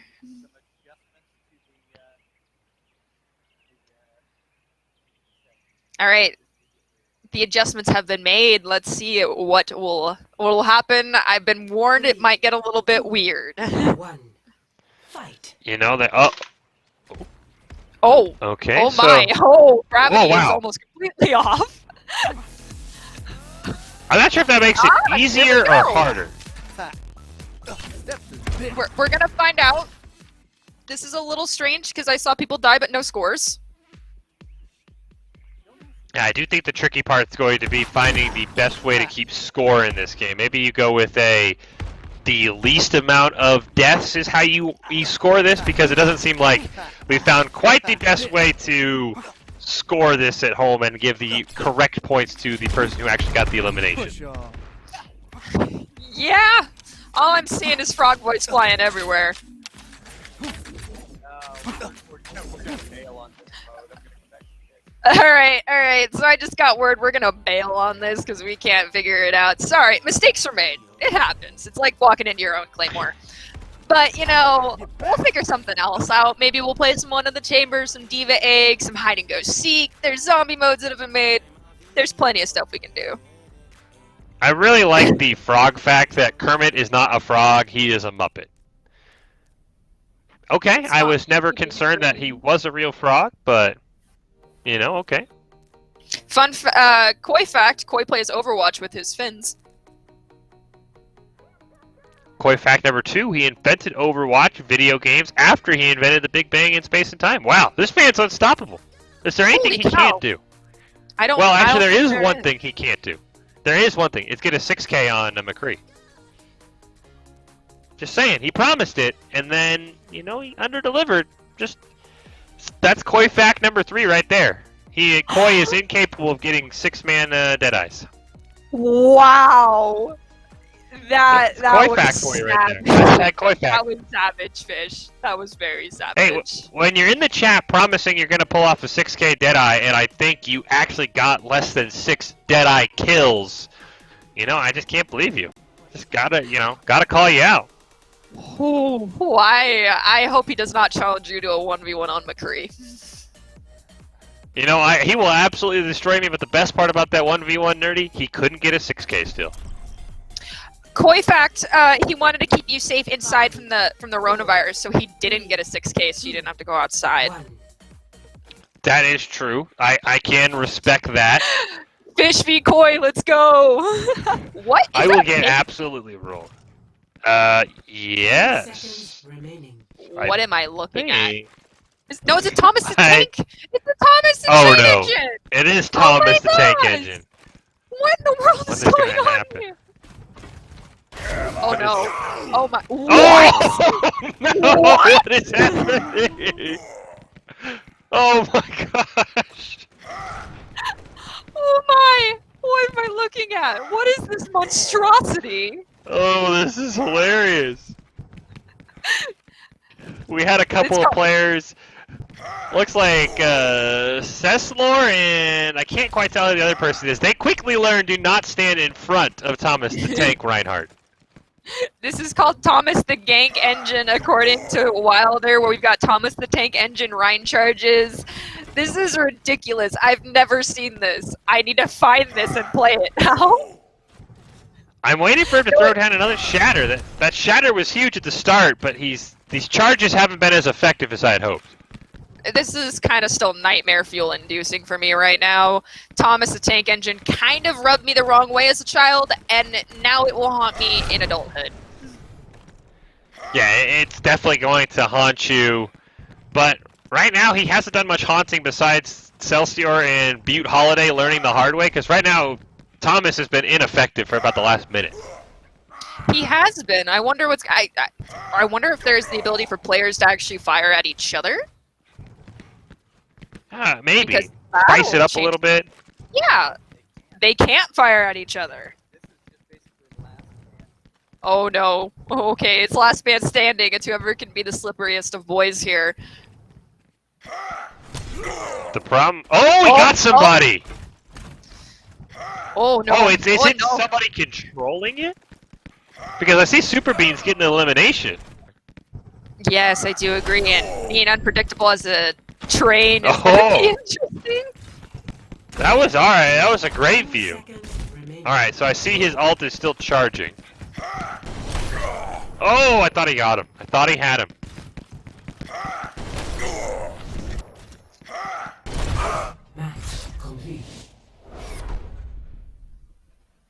And Sulpan still wins. Yeah, somehow Sulpan wins. I don't... This game mode will give me nightmares. Yeah, I'm getting nightmares already from this POV.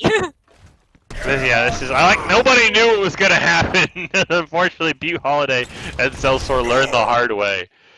Don't stand in front of Thomas the Gank Engine. Oh, we've got another game mode coming in here soon. The final one. The last one that's going to be happening for the night. So hopefully everyone that was here to see the shenanigans take place and was hoping for them is made it back in time to at least see the last one, right?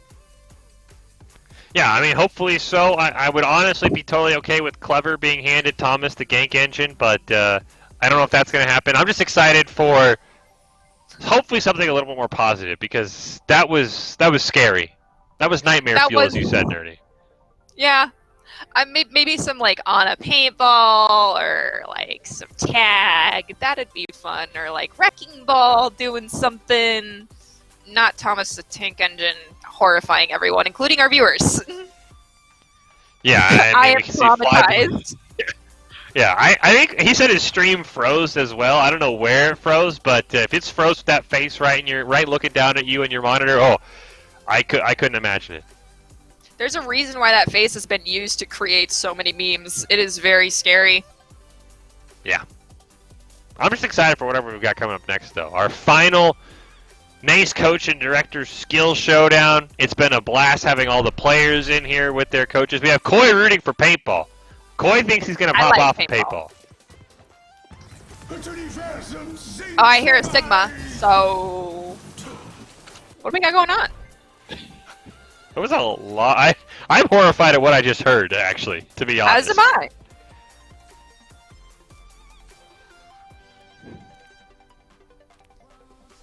I'm Tiny curious. Overwatch is what I'm hearing.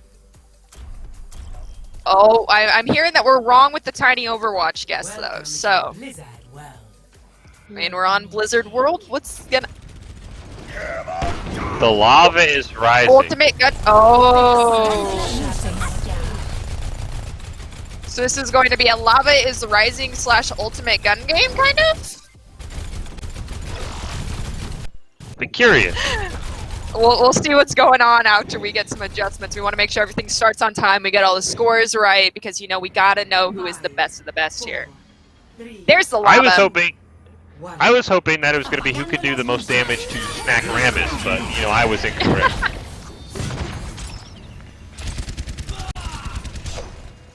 They're just... Oh, no. Oh, the lava is consuming so many of them.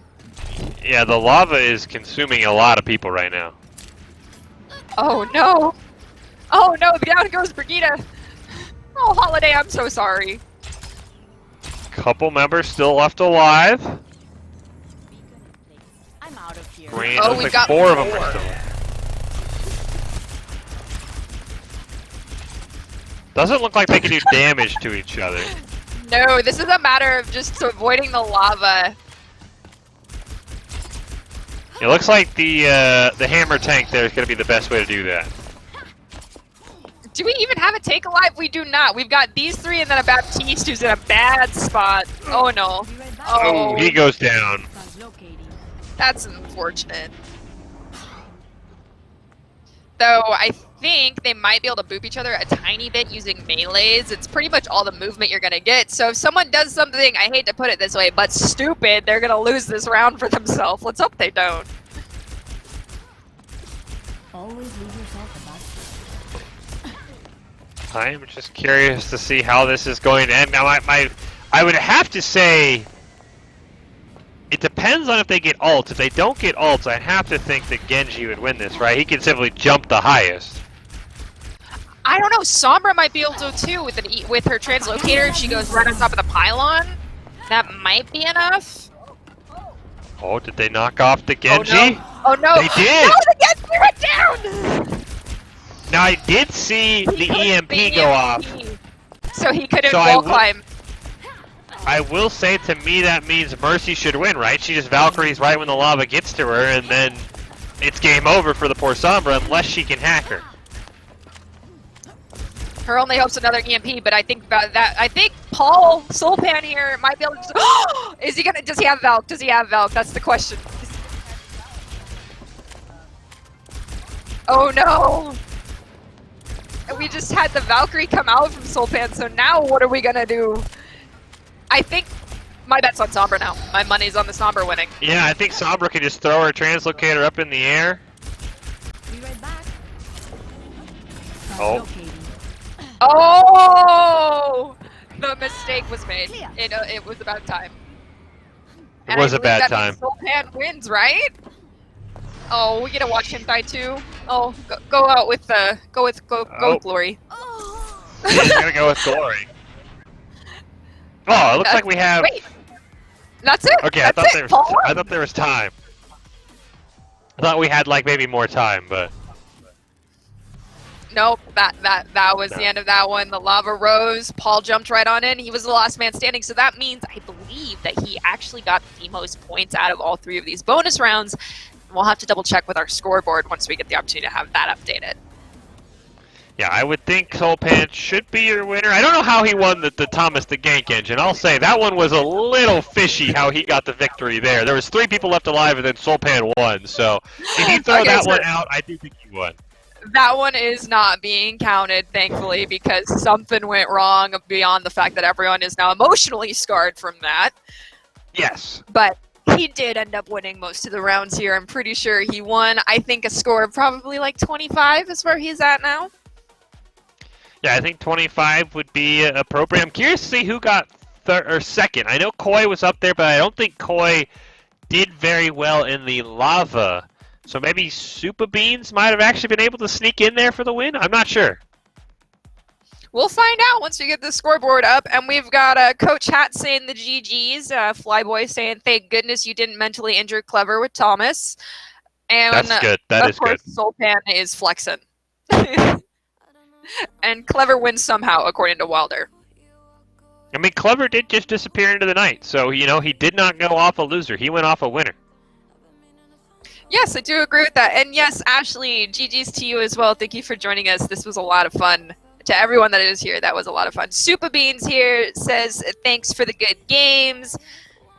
Oh, it's Advisor Mike. Well, hello. Everyone's had some very creative names. Here's the Oh, Soulpan did come out with Clever Who. Oh, that's savage. Soulpan did win. Butte Holiday has 26 points. And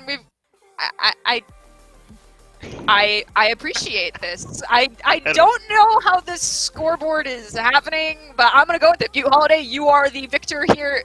Sessler, I'm sorry, somehow you got negative 50 points. Clever, you don't even get a score, my friend. But know that you are appreciated and loved. It's not a question of who, it's a question of where in the world are you. Exactly. It's a question of where has Clever gone next to charge down everyone in his path. So it was a lot of fun, though. I had a lot of fun. Advisor Mike, Super Beans, a little upset. You get no points for being Thomas because you scarred all of us, honestly. That is why you get no points. You should have had minus 50 because you scared all of us. I do agree, and I apologize for the nightmares that we have now given to everybody that watched this broadcast, but I will say a very warm and heartfelt thank you to everyone that is here. I know we're going through a rough time. Thank you, Isolation Nation. All y'all are awesome. Hopefully we'll see you on our next broadcast. I am Madison Nerdy Bird Benj, and joining me was Michael Fish. Oh, he's over here. Michael Fish Fisherman. We are Boise State Esports. I hope you guys have a lovely rest of your evening. Thank you once again, and see you next time.